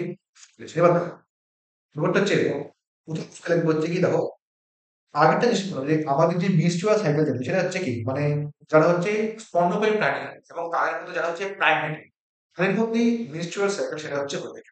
যারা হচ্ছে আমাদের নন প্রাইমেট যারা আছে, তাদের মধ্যে menstrual সাইকেল হয় না। তাদের মধ্যে কি সাইকেল হয় সেটা অবশ্যই তোমরা আমাকে কমেন্ট সেকশনে জানাবে। এটাই বলেছি ক্লাস আগে, যাদের মধ্যে menstrual সাইকেল তাদের মধ্যে দেখা যাচ্ছে না, যারা নন প্রাইমেট তাদের মধ্যে অন্য একটা সাইকেল তাদের মধ্যে দেখা যাচ্ছে। ভালো কথা। তো প্রাইমেটের মধ্যে কারা কারা আসবে, যেমন গরিলা, অবশ্যই মানুষ, শিম্পাঞ্জি, এপস, এদের মধ্যে মেইনলি মেনস্ট্রুয়েশন সাইকেল সেটা হচ্ছে দেখা যাচ্ছে। আজ যেটা ক্লিক করি সেটা হচ্ছে কি, যখন মেনস্ট্রুয়াল সাইকেল যখন হচ্ছে শুরু হয়, তখন থেকে আমরা বলবো হচ্ছে মিনার্কি। আর যখন হচ্ছে মেনস্ট্রুয়াল সাইকেল যখন বন্ধ হয়ে যাচ্ছে, তখন থেকে আমরা বলবো হচ্ছে মেনোপজ। তো মিনার্কি, মেনোপজ মোটামুটি কি 13-14 বছর বয়স, এই সময় মোটামুটি আমাদের ওই মিনার্কি শুরু হয়। আর মেনোপজ কি, যখন হচ্ছে মেনস্ট্রুয়াল সাইকেল যখন বন্ধ হয়ে যায়, মোটামুটি 50 বছরের সময় মহিলাদের যে আছে ঋতুচক্র সেটা হচ্ছে বন্ধ হয়ে যাচ্ছে, বা সেটা হচ্ছে বন্ধ হয়ে যাচ্ছে। তো এটা যেহেতু পজ হয়ে যাচ্ছে বা বন্ধ হয়ে যাচ্ছে, সেটাকে আমরা নাম দিলাম হচ্ছে মেনোপজ। ঠিক আছে? তো বিড়াল কি হয়ে গেল, মেনোপজ হয়ে গেল। এবার গল্পটা কি আসবে, এই যে মানে যখন মেনোপজ হচ্ছে তখন কি হয়, টিভিতে অ্যাড দেখা না যে 40 বছর পর সমস্ত ছেলেদের কি হয়, বলেতে ক্যালসিয়ামের পরিমাণ হচ্ছে কমে যায়। তাহলে কি খাওয়া উচিত, তাদের হচ্ছে ওমেন্স খরচ খাওয়া উচিত। কারণ কারণ ওর মধ্যে ক্যালসিয়াম আছে। এবার চলবে দেখো, যতদিন হচ্ছে আমাদের কি বলছে, যতদিন হচ্ছে আমাদের মানে মানে menstrual cycle যতদিন হচ্ছিল, তখন কি আমাদের বডিতে ইস্ট্রোজেন, প্রোজেস্টেরন সেই সমস্ত হরমোনের পরিমাণ ঠিকঠাক ছিল। এখন এই যে আমাদের যে প্রোজেস্টেরন হরমোন যেটা আছে না, ওর একটা ইম্পর্টেন্ট কাজ হচ্ছে কি, প্রোজেস্টেরন হরমোনের একটা ইম্পর্টেন্ট কাজ হচ্ছে কি, যে আমাদের বডিতে যে ক্যালসিয়ামের পরিমাণ যে আছে না, মানে বিশেষ করে ছেলেদের বডিতে ক্যালসিয়ামের পরিমাণ ঠিকঠাক রাখতে সাহায্য করে। যখনই আমাদের মেনোপজ যখন হয়ে গেল, তার মানে কি আমাদের যে ঋতুচক্র সেটা হচ্ছে বন্ধ হয়ে গেল। তো যখনই হচ্ছে মেনোপজ হয়ে গেল, তখন কি হবে, প্রোজেস্টেরন হরমোনের পরিমাণও সেখানে কমে গেল। যেহেতু সেখানে প্রোজেস্টেরন হরমোনের পরিমাণ যেহেতু সেখানে হচ্ছে কমে যাচ্ছে, তো ওর জন্য কি হচ্ছে, যে ক্যালসিয়ামের যে মেটাবলিজম বা ক্যালসিয়াম যে পরিমাণ সেটা হচ্ছে ঠিকঠাক করে কমে যাচ্ছে। ঠিক আছে? তো ওর জন্য কি হয়, ওর জন্য হচ্ছে আমাদের ওমেন্স সোরিস তখন হচ্ছে খাওয়া হয়। ঠিক আছে? এটা গেল হচ্ছে আমাদের ফার্টিলাইজেশন, বা যাকে আমরা বলতে চাচ্ছি নিষেক। এবার দেখো, প্রথম একটা জিনিস বুঝতে লাগবে যে না, যে সেক্সুয়াল ইন্টারকোর্স করলে কি আমাদের ফার্টিলাইজেশন হয়ে যাবে, তুমি না, সেক্সুয়াল ইন্টারকোর্স করলে হচ্ছে ফার্টিলাইজেশন কখনোই হবে না। কখন হবে দেখো, ফার্টিলাইজেশন তখনই হবে যখন শুক্রাণু এবং ডিম্বাণু সে দুটো যখন হচ্ছে একসঙ্গে আসে। আমরা কিছুক্ষণ আগে কি বললাম, যে আমাদের যে ফ্যালোপিয়ান টিউব যে আছে, ওই যে আমাদের যে অ্যাম্পুলার রিজন যে আছে, সেখানে মেনলি হচ্ছে ফার্টিলাইজেশন পদ্ধতিটা হয়ে থাকে। তো সেখানে কি শুক্রাণুকে আমাকে অ্যাম্পুলার রিজনে যেতে লাগবে, এবং আমাদের যে ডিম্বাণু যেটা আছে সেটাকে আমাদের অ্যাম্পুলার রিজনে যেতে লাগবে। দুটো একসাথে যাবে, তবেই গিয়ে হচ্ছে আমাদের ফার্টিলাইজেশন পদ্ধতি সেটা হচ্ছে সম্পন্ন হবে। ঠিক আছে? তো দেখো, যদি হচ্ছে আমরা একটা স্ট্রাকচার দেখি, ব্যাপারটা হচ্ছে এরকম। এটা হলো হচ্ছে আমাদের উভাম, একদম বাহুলির মতো, বা এখন তো পুষ্প বেরিয়েছে না, পুষ্প টু বেরিয়েছিল। পুষ্পা দেখতে না, পুষ্পাকে কেউ ছুঁতে পারবে না, কারণ পুষ্পার তার দিয়ে পুরো প্রোটেকশন ছিল। তো ওভাম হচ্ছে আমাদের গল্পের পুষ্পা। তো ওভাম হচ্ছে আমাদের গল্পের পুষ্পা, দেখেও কেউ ছুঁতে পারছে না। তো ওভাম হচ্ছে আমাদের গল্পের পুষ্পা, কে হচ্ছে কেউ ছুঁতে পারছে না, কারণ ওর বাইরে অনেক লেয়ার আছে। প্রথম হচ্ছে এখানে একটা লেয়ার থাকলো, এটা হচ্ছে আমাদের বাইরে এরকম লেয়ার থাকলো, ওভাবের বাইরে এরকম একটা লেয়ার থাকলো, তারপরে এখানে অসংখ্য পরিমাণ লেয়ার থাকলো, এখানে লেয়ার থাকলো, তার বাইরে হচ্ছে এখানে অসংখ্য পরিমাণে লেয়ার থাকলো। এরকম চারদিক দিয়ে মানে ওভামকে চারদিক দিয়ে হচ্ছে ঘিরে রেখেছে। তাহলে কি আমরা বললাম, যখন হচ্ছে স্পাম যখন হচ্ছে বডিতে আসে, 200 থেকে 300 মিলিয়ন হচ্ছে স্পাম বডিতে আসে, তাই তো? তো 200 থেকে 300 মিলিয়ন স্পামের মধ্যে মাত্র একটা গিয়ে আমাকে হচ্ছে ফার্টিলাইজ করবে। তাহলে বুঝছো কত কম্পিটিশন, হিটের চেয়ে বলো, জেনেটিক্সের চেয়ে বলো, অনেক বেশি টাফ কম্পিটিশন স্পামকে ওয়ামকে যে ফার্টিলাইজ করা। অসংখ্য শুক্রাণু এসছে এখানে, এ বলছে যে না ওভাম আমার, এ বলছে ওভাম আমার, এও বলছে ওভাম আমার, এও বলছে ওভাম আমার, সবাই বলছে যে ওভাম আমার। ঠিক আছে? কিন্তু ওভাম কার? সেটা তো উভামই ডিসাইড করবে। তো উভাম বললো যে না, আমি তোমাদের সবাইকে দেখবো, যে তোমাদের মধ্যে সবচেয়ে বেস্ট হবে সে আমার হবে, তুমি তার সঙ্গে ফার্টিলাইজ করো। এটা হচ্ছে উভামের মেন দায়িত্ব। তো দেখবে কি হবে, এই যে এই সমস্ত বাইরের সমস্ত লেয়ার যেগুলো আছে সেগুলিকে কে কত তাড়াতাড়ি মানে ভেদ ফেদ করে উভামের মধ্যে ঢুকতে হবে। যে প্রথম ঢুকবে, যে একদম ওই সবকিছুকে বাধা বিপন্নকে অতিক্রম করে উহামকে ফাইনালাইজ করবে, সেই হচ্ছে সুযোগ পাবে।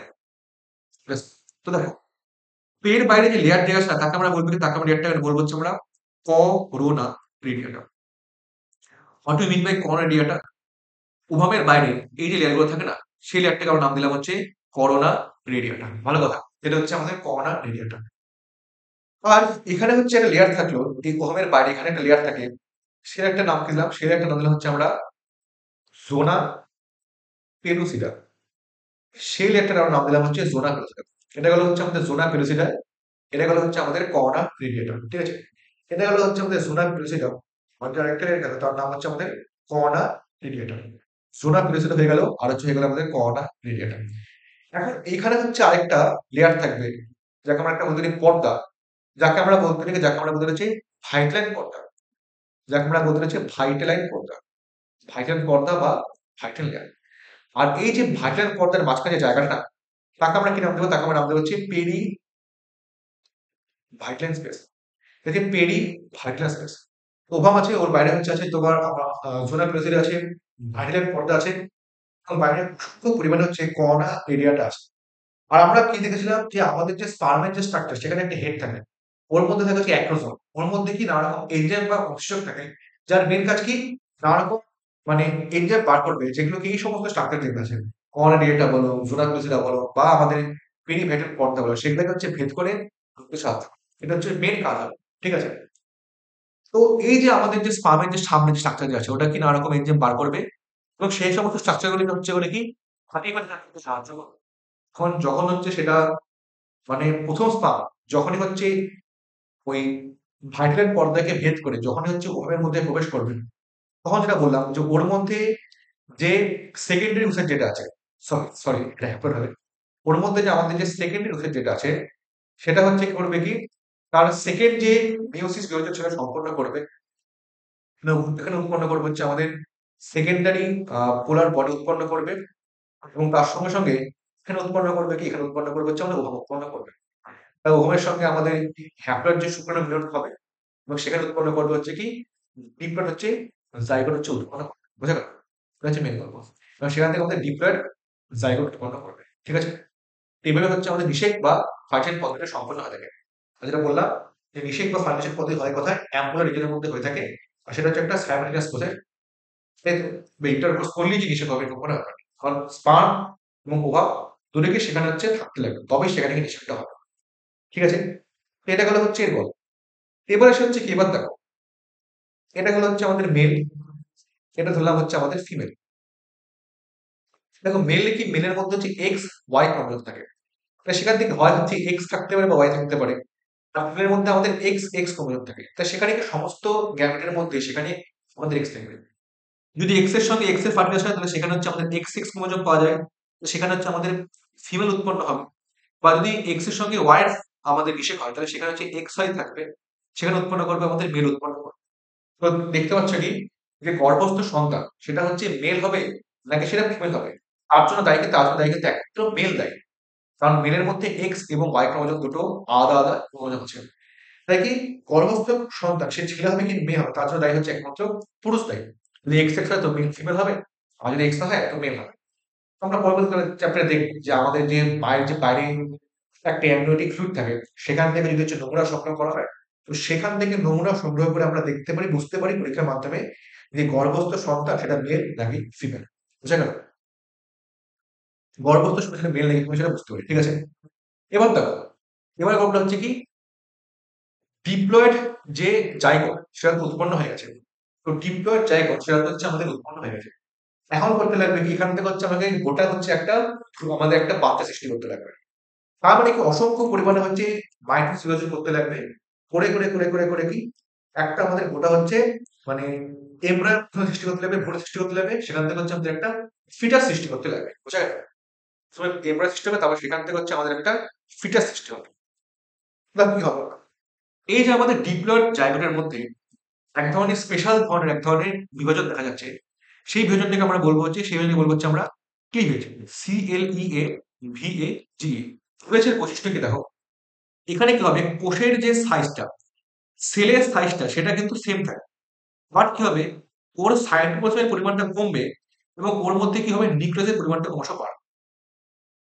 প্রথমে একটা সেল ছিল, সেখান থেকে আমাদের দুটো সেল উৎপন্ন করলো, সেখান থেকে তিন সেল, এখান থেকে আমাদের দূর থেকে আমাদের চারটে সেল উৎপন্ন করবে, চারটে থেকে করবে হচ্ছে আমাদের এরকম 1 2 3 4 5 6 7 8, এরকম আটটা সেল উৎপন্ন করবে।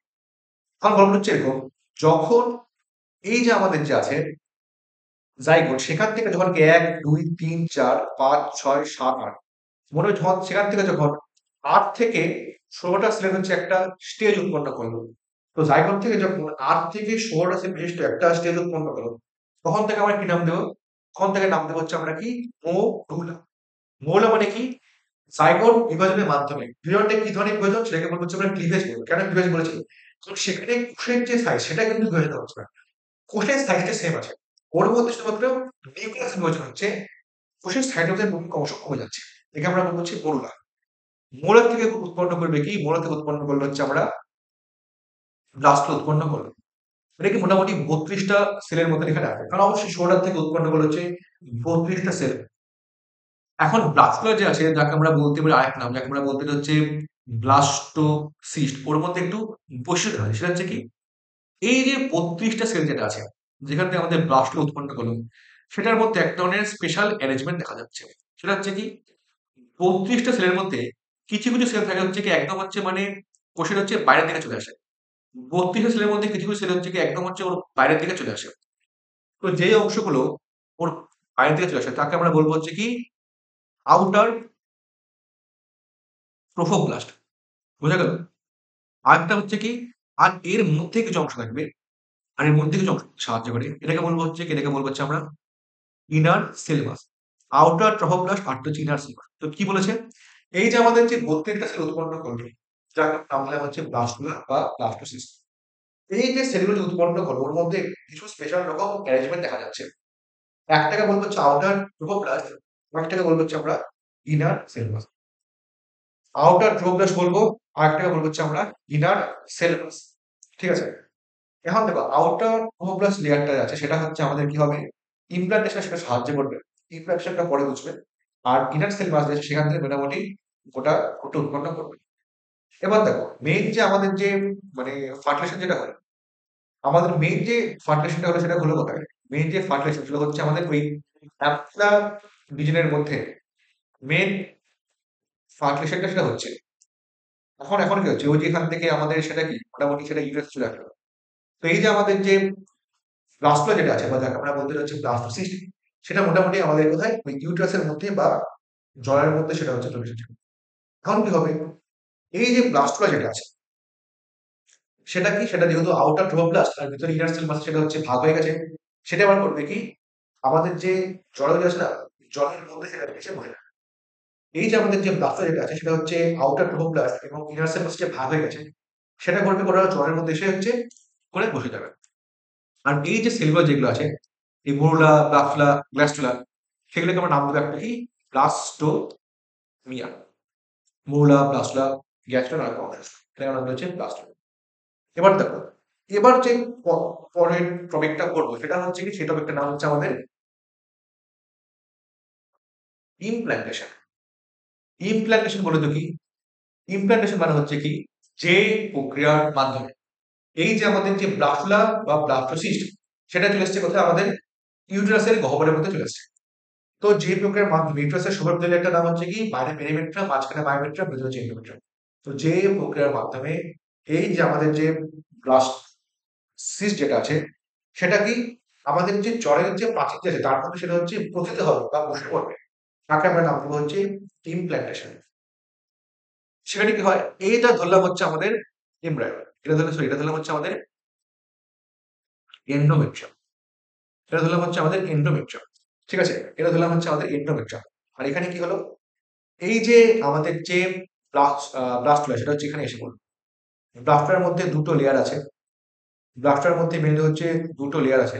একটাকে বলবো হচ্ছে আমরা আউটার ট্রোপোপ্লাস্ট বলবো, আরেকটা থাকবে হচ্ছে আমাদের ইনার সেল মাস। তো আউটার ট্রোপোপ্লাস্ট এবং উৎপন্ন করলো ইনার সেল মাস, ঠিক আছে। তো যখন কি হবে, এই যে আমাদের যে আউটার ট্রোপোপ্লাস্ট যখনই হচ্ছে আমাদের এন্ডোমেট্রিয়ামের সংস্পর্শে আসে, তখন করে কি এই যে আমাদের ট্রোপোপ্লাস্ট লেয়ারটা সেখান থেকে কি হয়, অসংখ্য আঙুলের মতো ফিঙ্গার লেগ প্রজেকশন করা হয়। এই যে আউটার ট্রোপোপ্লাস্ট যেটা আছে ওখান থেকে অসংখ্য আঙুলের মতো প্রজেকশন করা হয়।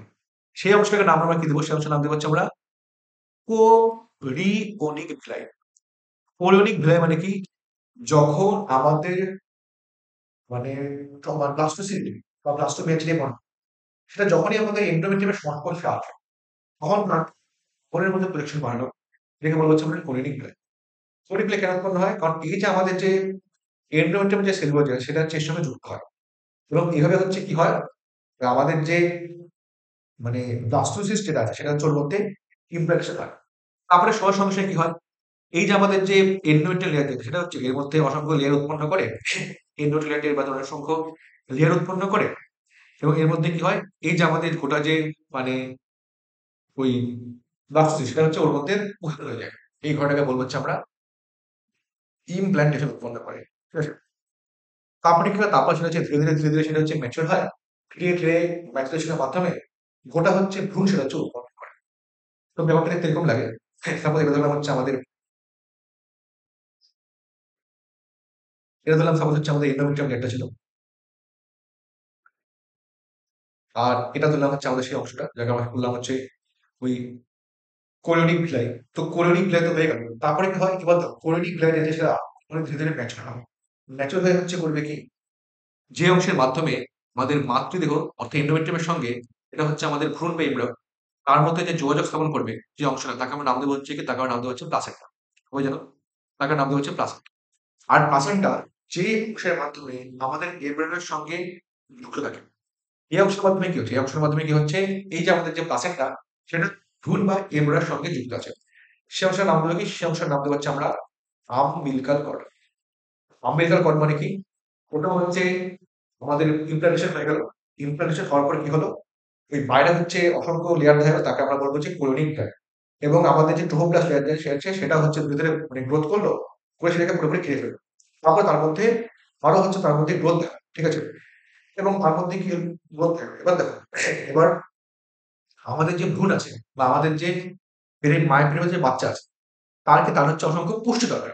তাই হচ্ছে কি, যে আমাদের হচ্ছে কি মানে ইমপ্লান্টেশনে মানে আমাদের যে মায়ের আর বাচ্চার মধ্যে সংযোগ স্থাপন করবে যে অংশটা, সেই অংশটার নাম দেবো হচ্ছে আমরা প্লাসেন্টা নাম, ঠিক আছে।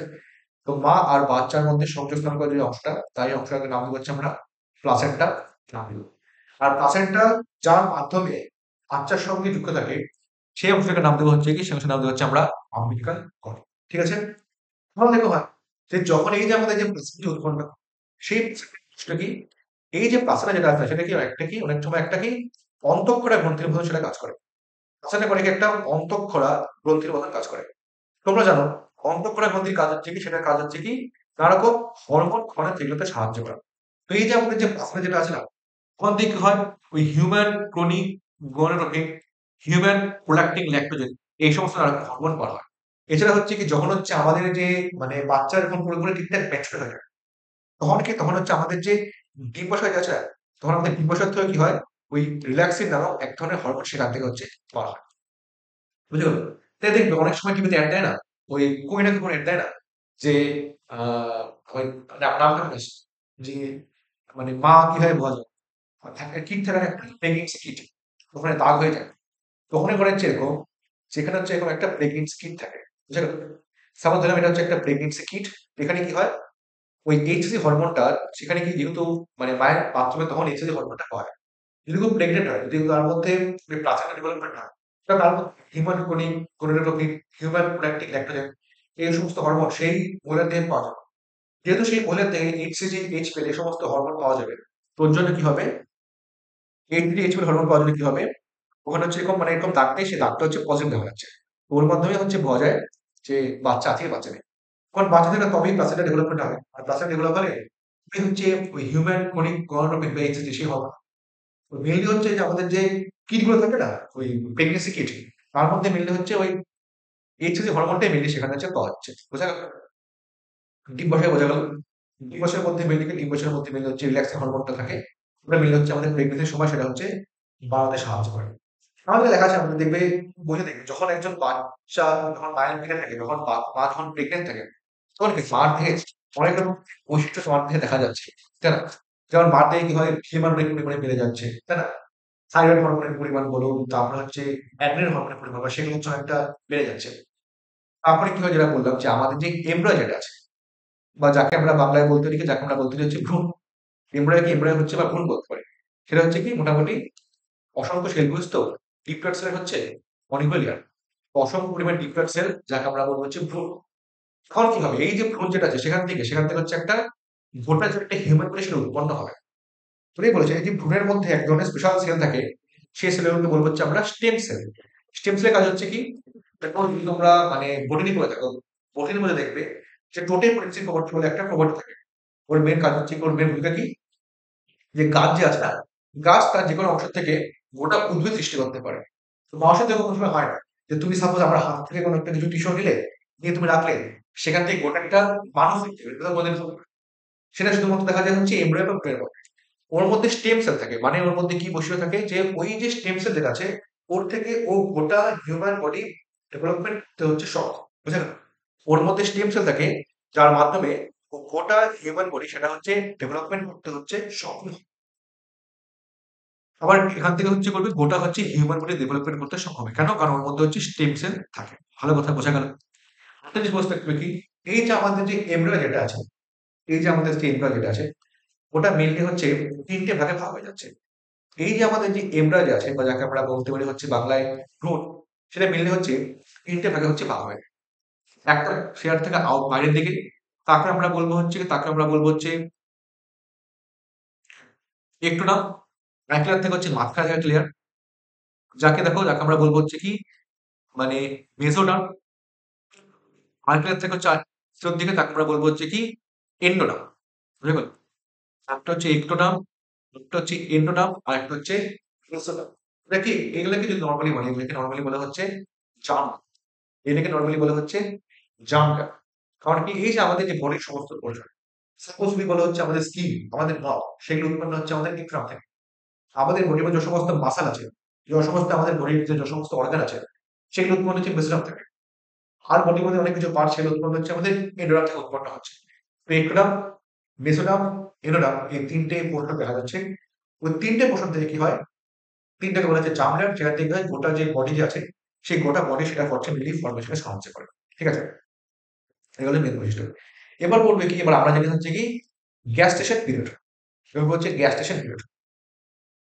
গ্যাস্টেশন পিরিয়ড বলে দেখি, গ্যাস্টেশন পিরিয়ড যাকে বলবো হচ্ছে আমরা গর্ভাবস্থা।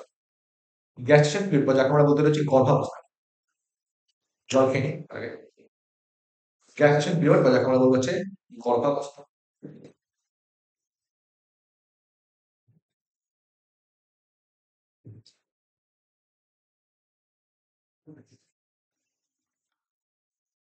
দেখো, গ্যাস্টেশন পিরিয়ড বা গর্ভাবস্থা বলতে আমরা কি বুঝি? আমরা জানি হচ্ছে কি, যে একজন বাচ্চা বা একটা বাচ্চা যেটা আছে, সেটা হচ্ছে কি মায়ের পেটে হচ্ছে ম্যাচুর হতে কত 280 দিন সময় লাগে। মোটামুটি কি ৯ মাস 10 দিন, বা যদি আমরা রাউন্ড ফিগারে ফেলি তাহলে সেটা হবে হচ্ছে ৯ মাস। তো একটা বাচ্চা যে আছে তাকে হচ্ছে ম্যাচুর করতে মোটামুটি ওই ৯ মাস ১০ দিন সেটা হচ্ছে সময় লাগে, ২৮০ দিন সেটা হচ্ছে সময় লাগে। এই যে মাঝখানে যে ২৮০ দিন সময়কাল, যেখানে একটা বাচ্চা সেটা সম্পূর্ণরূপে হচ্ছে ম্যাচুর হচ্ছে, সেই সময়কালটাকে আমরা বলবো হচ্ছে কি, সেই সময়কালটাকে বলবো হচ্ছে আমরা গ্যাস্টেশন পিরিয়ড, বা যাকে আমরা বলতে হচ্ছে গর্ভা। তো গ্যাস্ট্রিক পিরিয়ড বা গর্ভাবস্থার মধ্যে কি হয়, অনেক রকম চেঞ্জ দেখা যাচ্ছে, বুঝছেন? যেটা পড়তে হবে সেটা হচ্ছে কি, সাপোজ ধরলাম হচ্ছে আমরা ফার্স্ট মান্থ, মানে যখন হচ্ছে প্রথম ফার্স্ট মান্থে কি বৈশিষ্ট্য দেখা যাবে, প্রথম মাস বা ফার্স্ট মান্থ।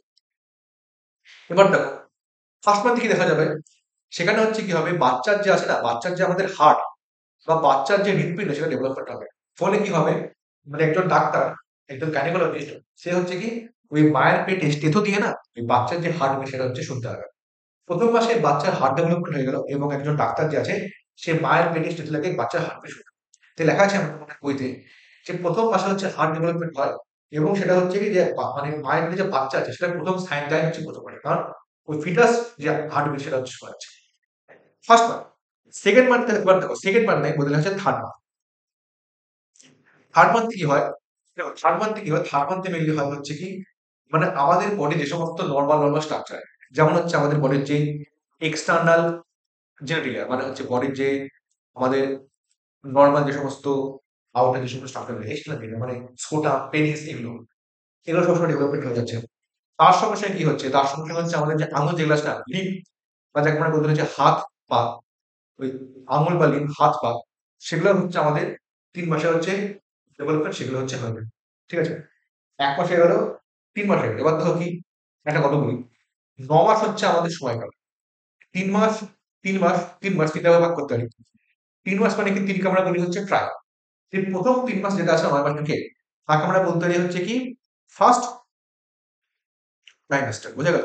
ট্রাই মানে 3, মিস্টার মানে হচ্ছে মাস। 9 মাসকে আমরা 3 মাস, 3 মাস, 3 মাস 3 ভাগে ভাগ করলাম। প্রথম 3 মাসকে আমরা বললাম হচ্ছে ফার্স্ট ট্রাইমেস্টার। পরের যে 3 মাস তাকে আমরা বললাম হচ্ছে আমাদের সেকেন্ড ট্রাইমেস্টার। আর তারপর যে 3 মাস যেটা আছে না, তাকে আমরা বললাম হচ্ছে trimester। তো ফার্স্ট ট্রাইমেস্টার, সেকেন্ড ট্রাইমেস্টার হচ্ছে থার্ড ট্রাইমেস্টার। এবার দেখো আমরা যে লিখলাম না যে 3 মাস, তার মধ্যে কি হয়, একটা হচ্ছে এক্সটার্নাল যে সমস্ত জেনিলা মানে বাহ্যিক যে সমস্ত জড় অঙ্গ আছে সেগুলো হচ্ছে ফর্মেশন হয়ে যাচ্ছে, এবং তার সঙ্গে সঙ্গে যে লিম্ব মানে হাত পা, সেগুলো হচ্ছে ফর্মেশন হয়ে যাচ্ছে। তো আমরা বলতে পারি যে থার্ড মাস বা প্রথম ট্রাইমেস্টার, থার্ড মাস বা প্রথম ট্রাইমেস্টার। ঠিক আছে, তারপরে কি, তারপরে আসলাম হচ্ছে আমরা মাসের গল্প আসলাম, ফিফথ মান্থের গল্প আসলাম। দেখো সেই গল্পে একটা জিনিস আমাদের মাথায় রাখবে, সেটা হচ্ছে কি যখন হচ্ছে 5 মাসের, তখন কি হয়, বাচ্চার মাথার মধ্যে সরাসরি সেখানে চুল আসে, তাই না?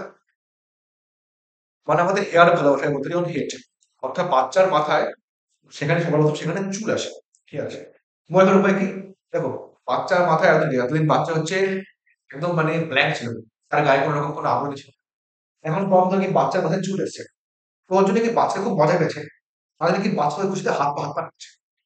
তো 1 নম্বর 5 মাসে হচ্ছে বাচ্চার মধ্যে চুল আসে, হেয়ার মানে হেড, এবং তার সঙ্গে সঙ্গে কি হয়, বাচ্চার যে প্রথম মুভমেন্ট, সেটা হচ্ছে কি 5 মাস থেকে সেটা হচ্ছে লক্ষ্য করা যায়। অনেক সময় দেখো না যে দেখা থাকে না, অনেক সময় না যে বাচ্চা পেটে হচ্ছে লাথি মেরেছে মায়ের, তাই না? এই মা বুঝতে পারছে যে পেট লাথি মারছে। বা যদি তোমরা 3 ডেজ বইটা দেখো না, 3 ডেজ বইটা যখন হচ্ছে দেখো না যে ওই বাচ্চা যেটা আছে সেটা যখন রাজু যখন ওই পেটে হাত দেয়, তখন দেখো না বাচ্চা লাথি মার। তো ওটাই কি বললাম, তো কি ওই 5 মাসের মধ্যে কি হয়, মানে বাচ্চার মাথায় যখন চুল আসে, ওর জন্য বাচ্চা এত খুশি হয়েছে যে বাচ্চার যে প্রথম যে মুভমেন্ট, বাচ্চার যে ফার্স্ট মুভমেন্ট যেটা আছে সেটা হচ্ছে কি 5 মাসে সেটা হচ্ছে দেখা যাচ্ছে। বোঝা গেল আসলে? বাচ্চার ফার্স্ট মুভমেন্ট সেটা হচ্ছে 5 মাসে দেখা যাচ্ছে। তারপর আসলে হচ্ছে কি, তারপর আসলে হচ্ছে আমাদের 6 নম্বর মাস, বা যাকে আমরা বলতে হচ্ছে 6 মান্থ। তারপর আসলে হচ্ছে আমাদের 6th মান্থ বা 6 নম্বর মাস। 6 নম্বর মাসকে কি বলতে পারি, 3 3 6 মাস। তারপরে বলতে হচ্ছে আমরা সেকেন্ড ট্রাইমেস্টার, তাহলে যেটা নাম দিতে পারি হচ্ছে আমরা সেকেন্ড ট্রাইমেস্টার নাম দিতে পারি। 6 নম্বর মাস বা যাকে আমরা নাম দিতে পারি হচ্ছে সেকেন্ড ট্রাইমেস্টার। সেখানে কি দেখা যাচ্ছে, মানে হচ্ছে কি হবে যে আমাদের মানে চুলের যে আমাদের চোখের যে পাতা যে আছে না, অর্থাৎ আমাদের যে চোখের যে পলক যে আছে, অর্থাৎ আমাদের যে আই লিডস, বুঝতে গেল? এবং হচ্ছে আমাদের যে দাঁতের যে মাঝখানে সেপ্টাম, সেগুলো সব দেখা যাচ্ছে। এগুলো দেখা যাচ্ছে কি আমাদের চোখের যে পলক যে আছে না, আই লিডস, সেখানে হচ্ছে দেখা যাচ্ছে। তারপরে কি হলো, তারপরে যখন হচ্ছে একদম মানে 9 মাস হয়ে গেল, যাকে আমরা বলতে গেলে হচ্ছে কি আমাদের থার্ড ট্রাইমেস্টার, তখন হচ্ছে বাচ্চা হচ্ছে একদম রেডি, বাচ্চা একদম রেডি আসে। তখন বাচ্চা করবে কি, বাইরে বেরিয়ে আসবে, এবং তার জন্মদিন হয়ে যাবে বা জন্ম হয়ে যাবে। তো সেখানে কি যে আমাদের যে ফিটাস যেটা আছে, সেটা হচ্ছে আমাদের ফুললি ম্যাচিউর হয়ে গেছে ফিটাস, সম্পূর্ণরূপে সেটা হচ্ছে ম্যাচিউর হয়ে গেছে, এবং সেটা করবে সেটা হচ্ছে কি বডির বাইরে সেটা হচ্ছে বেরিয়ে আসবে। ঠিক আছে, এবং এবার আসবে হচ্ছে কি পার্চুলেশন। পার্চুলেশন মানে হচ্ছে কি যে প্রক্রিয়ার মাধ্যমে, বা যাকে আমরা বাংলায় বলতে হচ্ছে প্রসব, যে প্রক্রিয়ার মাধ্যমে একটা মানে মানে গর্ভবস্থ শিশু, সে যখন সম্পূর্ণরূপে সেটা যখন ডেভেলপমেন্ট হয়ে যায়, সম্পূর্ণ সে ম্যাচুর হয়ে যায়, 9 মাস 10 দিন সেটা মায়ের মধ্যে থেকে বেরিয়ে আসে। তো যে প্রক্রিয়ার মাধ্যমে যে বেরিয়ে আসছে তাকে আমরা বলবো হচ্ছে পার্চুরেশন, বা যাকে আমরা বলবো হচ্ছে প্রসব করা। বুঝে গেল? তো এবার যে আমরা পরের টপিকটা করবো তার নাম হচ্ছে কি পারফেশন বা প্রসব। তো আমরা কি বললাম যে ক্রিয়ার মাধ্যমে একটা বাচ্চা সে যখন একদম সম্পূর্ণরূপে সেটা যখন ডেভেলপমেন্ট হয়ে গেছে, ডেভেলপমেন্ট হওয়ার পর সেটা যখন হচ্ছে কি মায়ের কোলে থেকে সেটা বাইরে বেরিয়ে আসলো, তাকে আমরা নাম দিলাম হচ্ছে পার্চুলেশন বা যাকে আমরা নাম দিচ্ছি হচ্ছে প্রসব করা। ঠিক আছে? এবার আসবে হচ্ছে আমরা কি পার্চুলেশন বা প্রসবের পর নাম কি দিলাম, নাম দিলাম হচ্ছে আমরা প্রসব করা বা যাকে আমরা বলতে হচ্ছে কি পার্চুলেশন। যদি তোমরা দেখো না যে পার্চুলেশন বা প্রসব তোমরা কি লেখা আছে সেটা হচ্ছে একটা নিউরো এন্ডোক্রাইন একটা মেকানিজম। দেখো, নিউরো মানে হচ্ছে কি স্নায়ু, এবং এন্ডোক্রাইন মানে হচ্ছে আমাদের অন্তঃক্ষরের গ্রন্থি। মানে হচ্ছে কি, এটা হচ্ছে এমন একটা পদ্ধতি পার্চুলেশন, সেটা হচ্ছে কি ১ নম্বর স্নায়ু এবং ২ নম্বর হচ্ছে অন্তঃক্ষরের মধ্যে, এই দুটো যে আছে মিলিতভাবে এই পদ্ধতিটা সম্পূর্ণ করে থাকে। বুঝা গেল? স্নায়ু এবং অন্তঃক্ষরা গ্রন্থি, এই দুটো মিলিতভাবে এই যে আমাদের যে প্রসব যে পুরা যে প্রসিজার সবার সম্পূর্ণ করে থাকে। এই স্নায়ু মানে তো বলতে হচ্ছে নিউরো, আর অন্তঃক্ষরা গ্রন্থি বলতে হচ্ছে এন্ডোক্রাইন। তো নিউরো এন্ডোক্রাইন হচ্ছে একটা মেকানিজম। কিভাবে হচ্ছে নিউরো এন্ডোক্রাইন মেকানিজম বোঝার চেষ্টা করি। এবার দেখো, সুন্দর কথা বলি। সাপোজ বাচ্চা পুরোপুরি ম্যাচিউর হয়ে গেছে। ঠিক আছে? তো বাচ্চা করবে কি? আমাদের যে মায়ের যে বার্থ ক্যানাল যেটা আছে, সাপোজ ধরে হচ্ছে আমরা নর্মাল ডেলিভারি, সাপোজ ধরে হচ্ছে আমরা বাচ্চার নর্মাল ডেলিভারি হচ্ছে সেটা হচ্ছে। যখন বাচ্চার নর্মাল ডেলিভারি হবে তখন কি হচ্ছে, যে বার্থ ক্যানাল যেটা আছে, আমরা শুরুতে বলেছিলাম যে আমাদের যে সার্ভিক্স যে ক্যানাল তাকে আমরা বলবো সার্ভিক্যাল ক্যানাল, এবং তার সঙ্গে সঙ্গে কি আমাদের যে ভেজালের যে ক্যানাল, ওই সার্ভিক্স ক্যানাল এবং ভেজাল সেটাকে বলবো হচ্ছে আমরা বার্থ ক্যানাল। কেন? কারণ সেখান থেকে বাচ্চার পাতা সেখান থেকে সর্বপ্রথম পাওয়া হবে। দেখো, এখন যখন প্রসব হবে তখন কি হবে, মানে এটা সাপোজ ধরে গেল হচ্ছে আমাদের ইউটেরাস, সাপোজ এটা ধরে গেল, সাপোজ এটা ধরে গেল হচ্ছে আমাদের একটা ইউটেরাস, এটা হচ্ছে একটা পুরোপুরি ম্যাচিউর হচ্ছে ইউটেরাস। এখন এর মধ্যে সাপোজ হচ্ছে বাচ্চাটা আছে, সাপোজ দিলাম এটা হচ্ছে বাচ্চার মাথা, এটা হচ্ছে বাচ্চার পা, বাচ্চার পেট, এটা হচ্ছে বাচ্চার ঠ্যাং, এটা হচ্ছে বাচ্চার হাত। তাই না? বাচ্চা উল্টো হয়ে গেছে। ড্রয়িং ছেড়ে দাও, কনসেপ্ট। আমি জানি আমার ড্রয়িং খুব ভালো, একদম লিওনার্দো দা ভিঞ্চি রূপ একটা ভাষা, সেটা থেমে যাও। এটা হচ্ছে আমাদের জয়ু, বা যাকে আমরা, এটা হচ্ছে আমাদের জয়ু, এটা হচ্ছে আমাদের ইন্ডোমেট্রিয়াম। এখন ধরো কি হচ্ছে, আমরা জানি যে আমরা হরমোনের যে চ্যাপ্টার ছিল না ক্লাস 11 সেখানে আমরা বলেছিলাম কি একটা হরমোন পড়লাম, হরমোনের নাম কি ছিল অক্সিটোসিন। একটা হরমোন পড়েছিলাম, হরমোনের নাম কি ছিল, ওর নাম হচ্ছে আমাদের অক্সিটোসিন। সেখানে আমরা কি বলেছিলাম, অক্সিটোসিনের কাজ হচ্ছে কি প্রসবকালে জরায়ু সংকোচনে সাহায্য করা, এটা হচ্ছে আমাদের অক্সিটোসিনের কাজ। অক্সিটোসিন বার হচ্ছে কোথা থেকে, যে না আমাদের যে পিটুইটারি যে গ্রন্থি সেটা দুটো অংশ থাকে, একটা হচ্ছে অপরস্থ পিটুইটারি, আরটা হচ্ছে আমাদের পশ্চাৎ পিটুইটারি। এই যে আমাদের যে পশ্চাৎ পিটুইটারি যাকে আমরা বলবো হচ্ছে পোস্টেরিয়র পিটুইটারি, সেখান থেকে মেইনলি দুটো হরমোন হচ্ছে বার হয়। একটা হরমোনের নাম হচ্ছে অক্সিটোসিন, আর একটা হরমোনের নাম হচ্ছে ভিসোপ্রেসিন। এই যে আমাদের যে পশ্চাৎ পিটুইটারি বা পোস্টেরিয়র পিটুইটারি যেটা আছে, ওখান থেকে মেইনলি হচ্ছে দুটো হরমোন বার হয়। একটা হরমোনের নাম হচ্ছে অক্সিটোসিন, আর একটা হরমোনের নাম হচ্ছে ভিসোপ্রেসিন। তো এরা দেখলাম কিন্তু অক্সিটোসিনই বল, ওর মেইন কাজ হচ্ছে প্রসবকালে জলের সংকোচনে সাহায্য করে। তোমরা আমাকে এই যে কমেন্ট সেকশনে জানাবে, এই যে ভেসোপ্রেসিন যে হরমোন যেটা আছে না, ভেসোপ্রেসিন হরমোনটা মানে ওর কাজ কি, এবং ভেসোপ্রেসিন হরমোনটা যে আছে ওর আরেকটা নাম হচ্ছে, হরমোনের আরেকটা নাম কি, এবং যদি কোনো কারণবশত ভেসোপ্রেসিন হরমোন বা ওর যার একটা নাম আছে, সেটা যদি কোনো কারণবশত সেটা যদি কম পরিমাণে ক্ষরিত হয়, তাহলে আমাদের বডির মধ্যে কোন রোগ দেখা যাচ্ছে, এটা আমাকে নিশ্চয়ই অবশ্যই বুঝতে হবে। ভেসোপ্রেসিন হরমোন যেটা আছে, সরি অক্সিন হরমোন, সেটা যদি মানে আরেকটা হরমোন যে আছে সেটা যদি কম পরিমাণে ক্ষরিত হয়, তাহলে সেটা হচ্ছে কোন রোগ হবে সেটা আমাকে জানানো অবশ্যই। অক্সিজেন ছাড়া আরেকটা যে হরমোন আছে তার হচ্ছে ভেসোপ্রেসিন। ঠিক আছে? দেখো, অক্সিজেনের কাজ হচ্ছে কি প্রসবকালে জলের সংকোচনে সাহায্য। তো অক্সিটোসিন আসলো আমাদের পশ্চাৎ পিরিয়ড থেকে বার হয়, ওটা জলের মধ্যে চাপ, জলের মধ্যে চাপ দিল, সাপোজ এটা হচ্ছে সেই বাচ্চা, সে এটা হচ্ছে জল, এখান থেকে বাচ্চাটা বার হয়, জলের মধ্যে চাপ দিল বাচ্চা অল্প একটু বার হয়, আর হচ্ছে এখন বুঝলো হচ্ছে কি অক্সিটোসিন বুঝবে যে আমাকে চাপ দিলে হবে না, আমাকে আরো দিতে লাগবে। কি হলো, এই যে আমাদের যে জলে বা ইউট্রাস যে আছে, সেখান থেকে হচ্ছে আমাদের সিগন্যাল গেল, সিগন্যাল যাবে কিসের মাধ্যমে, সিগন্যাল যাবে হচ্ছে আমাদের নার্ভ বা স্নায়ুর মাধ্যমে সিগন্যাল যাবে। তো জলেও নার্ভ বা স্নায়ুর মাধ্যমে সিগন্যাল দিলে হচ্ছে আমাদের মাথা, যে না পিটুইটারি প্রো, মানে বললো যে প্রো দেখ ওখানে অনেক চাপ আছে, এত চাপে হচ্ছে না, তুমি আমাকে আরো চাপ। তো পিটুইটারি বলে একদম ঠিক আছে, আমি আরো চাপ দিই। পিটুইটারি আরো পরিমাণে অক্সিজেন বার করলো, আরো পরিমাণে চাপ দিল, রক্ত নৃত্য করালো। হচ্ছে না। আবার বলি নার্ভের মাধ্যমে সিগন্যাল দেবে পিটিউটারিকে, পিটিউটারি আবার সেখান থেকে অক্সিজেন বার করলো, আরো চলতে থাকবে, করতে করতে গিয়ে এরকম সিগন্যাল দিবে, অক্সিজেনের পরিমাণ বাড়বে, সিগন্যাল দিবে, অক্সিজেনের পরিমাণ বাড়বে। এরকম করতে গিয়ে নার্ভ এবং হচ্ছে আমাদের যে অন্তঃক্রিয়া গতি যে আছে পিটিউটারি, ওর মধ্যে একটা সুন্দর একটা সংযোগ স্থাপন দেখা যাচ্ছে।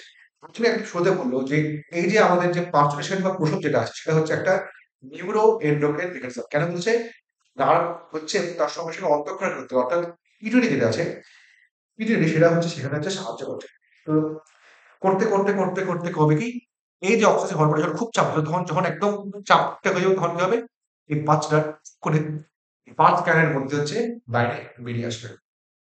তো এটাকে বলবো হচ্ছে আমরা পার্সুলেশন, বা যাকে আমরা বলতে হচ্ছে প্রসব। বুঝে গেল? পার্সুলেশন। তো বাচ্চা তো মানে বাইরে বেরিয়ে গেছে। এবার লাস্ট মানে টপিক চলে যাবে, সেটা হচ্ছে কি ল্যাকটেশন। ল্যাকটেশন বুঝতে পারছো? ল্যাকটেশন মানে হচ্ছে কি, ল্যাকটেশন মানে যাকে বলতে হচ্ছে কি, যে প্রক্রিয়ার মাধ্যমে আমাদের মায়ের যে স্তন গ্রন্থি যেটা আছে, ওই স্তন গ্রন্থি থেকে কি হয়, আমাদের যে স্তনের যে দুগ্ধ আছে সেই স্তন দুগ্ধ হচ্ছে বার হয়, বা যাকে আমরা বলতে হচ্ছে ব্রেস্ট মিল্ক যে আছে, যে প্রক্রিয়ার মাধ্যমে কি হয়, যে মায়ের যে ব্রেস্ট আছে সেখান থেকে হচ্ছে ব্রেস্ট মিল্ক বার হয়, তাকে আমরা বলবো যে ল্যাকটেশন। দেখো ল্যাকটেশন মানে বুঝতে, ল্যাকটা মানে ল্যাক মানে হচ্ছে মিল্ক টিল্ক কিছু একটা আছে না, তাকে বলা হচ্ছে আমরা ল্যাকটেশন। ল্যাকটেশন কি?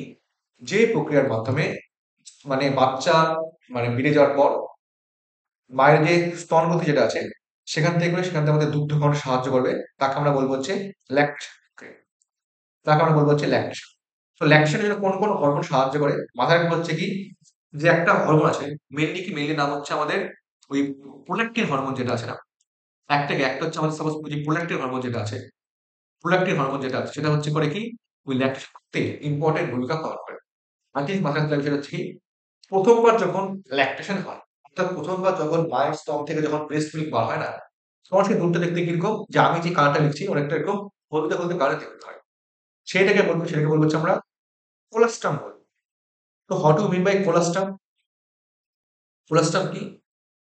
কোলাস্টাম মানে হচ্ছে প্রথমবার যখন মানে মায়ের ব্রেস্টের থেকে যখন হচ্ছে ব্রেস্ট মিল্ক বার হয়, সেটা দেখতে একটু হলদে হলদে কালার হয়, তাকে হচ্ছে বলে হচ্ছে কোলাস্টাম।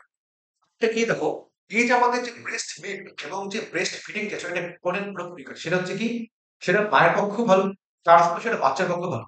মায়ের একটা কেন ভালো, যেই মা মানে ব্রেস্ট ফিডিং যে আছে না, অর্থাৎ স্তন যত বেশি করবে তার হচ্ছে কি হবে, একটা হচ্ছে মোস্ট ইম্পর্টেন্ট, ব্রেস্ট ক্যান্সারের পরিমাণ তার ক্ষেত্রে অনেক কম হবে। বোঝা গেল? ব্রেস্ট ক্যান্সারের পরিমাণ তার ক্ষেত্রে অনেক কম হবে। কম অনেক সময় এখন অনেক শোনা যায় না যে খুব ব্রেস্ট ক্যান্সার হচ্ছে, এখনকার মধ্যে খুব ব্রেস্ট ক্যান্সার হচ্ছে। আগেকার দিনে কিন্তু ব্রেস্ট ক্যান্সার অতটা দেখা যেত না, এখন ইদানিং ব্রেস্ট ক্যান্সার খুব বেশি পরিমাণে দেখা যাচ্ছে। কেন? কারণ আগেকার দিনে বাবা মায়ের মানে ঠিকঠাক করে বাচ্চাদের স্তন্যপান করা হতো। এখন কিন্তু অনেক রকম সমস্যার জন্য মারা করায় না বা করতে চায় না। তো ব্রেস্ট ওর জন্য কি ব্রেস্ট ক্যান্সার যে প্রমাণ সেটা অনেকটা বৃদ্ধি পাচ্ছে। তো যদি ব্রেস্ট ফিডিং করে তাহলে মায়ের সুবিধা হচ্ছে তার যে ব্রেস্ট ক্যান্সার বা স্তনগ্রন্থির যে ক্যান্সার তার পরিমাণ অনেকটা কমে যাবে। আরেকটা হচ্ছে কি, এই যে আমাদের যে কোলেস্ট্রল যেটা আছে না, তার মধ্যে কি হয়, অ্যান্টিবডি থাকে। অ্যান্টিবডি জানা হচ্ছে কি, যে অ্যান্টিবডি হচ্ছে এমন এক ধরনের প্রোটিনজাত পদার্থ যার মেইন কাজ হচ্ছে কি রোগ জীবাণুকে আসতে সেক্ষেত্রে মেয়েদের সাহায্য করা। তো মাথায় রাখতে হবে খুব ইম্পর্টেন্ট কোশ্চেন, সেটা হচ্ছে কি আইজিএ, হিমোগ্লোবিন এ বা আইজিএ যেটা আছে সেটা হচ্ছে কি, মায়ের দুধে আইজিএ বা হিমোগ্লোবিন এ পাওয়া যাচ্ছে। যেটা হচ্ছে কি মানে আমাদের যে বাচ্চা যে আছে না, অর্থাৎ আমাদের যে চাইল্ড যেটা আছে, ওকে হচ্ছে আমাদেরকে প্রোটেকশন দিতে একটা বিরাট ইম্পর্টেন্ট ভূমিকা পালন করে। বোঝা গেল? তো যেটা বললাম, যে আমাদের যে কোলাস্ট্রাম যেটা আছে ওর মধ্যে কি থাকে, ওর মধ্যে হচ্ছে আমাদের আইজিএ অ্যান্টিবডি থাকে। আইজিএ হচ্ছে অ্যান্টিবডি থাকে। আইজিএ অ্যান্টিবডির কাজ হচ্ছে কি, আইজিএ অ্যান্টিবডির কাজ হচ্ছে কি, যে আমাদের হচ্ছে মানে সেটা হচ্ছে বাচ্চাকে ইমিউনিটি যে আছে ওটা প্রদান করতে সাহায্য করবে। তো তোমরা আমাকে নিচে কমেন্ট সেকশনে অবশ্যই প্লিজ জানাবে যে আমাদের বডির মধ্যে যত রকম অ্যান্টিবডি পাওয়া যাচ্ছে, আইজি পাওয়া যাচ্ছে, এ পাওয়া যাচ্ছে, এ পাওয়া যাচ্ছে, ডি পাওয়া যাচ্ছে, ই পাওয়া যাচ্ছে, এটা মধ্যে হচ্ছে অ্যান্টিবডি পাওয়া যাচ্ছে। ঠিক আছে? প্রথমে তোমরা আমাকে জানাবে যে অ্যান্টিবডির পরিমাণ সবচেয়ে বেশি, আর কোন অ্যান্টিবডির পরিমাণ সবচেয়ে কম, এবং কোন অ্যান্টিবডি যেটা আছে সেটা হচ্ছে আকারে সবচেয়ে বড় হয়। বোঝা গেল?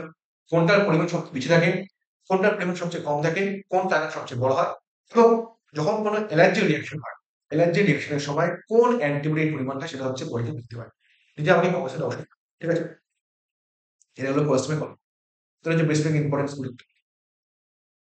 তো ঠিক আছে, তাহলে এই চ্যাপ্টার তাহলে এখানে শেষ হলো। আশা করি আমাদের সুন্দর ক্রিস্প ভাবে আমি তোমাদের চ্যাপ্টারটা প্রোভাইড করতে পেরেছি এবং আপনাদের একটা সুবিধা হয়েছে। আর যদি এখনো পর্যন্ত তোমরা কেউ আমার টেলিগ্রাম চ্যানেলকে জয়েন করে না থাকো তাহলে অবশ্যই বলবো। টেলিগ্রাম চ্যানেল নাম হচ্ছে বায়োলজি উইথ সৌম্যদীপদা। এটা হচ্ছে টেলিগ্রাম চ্যানেলের নাম।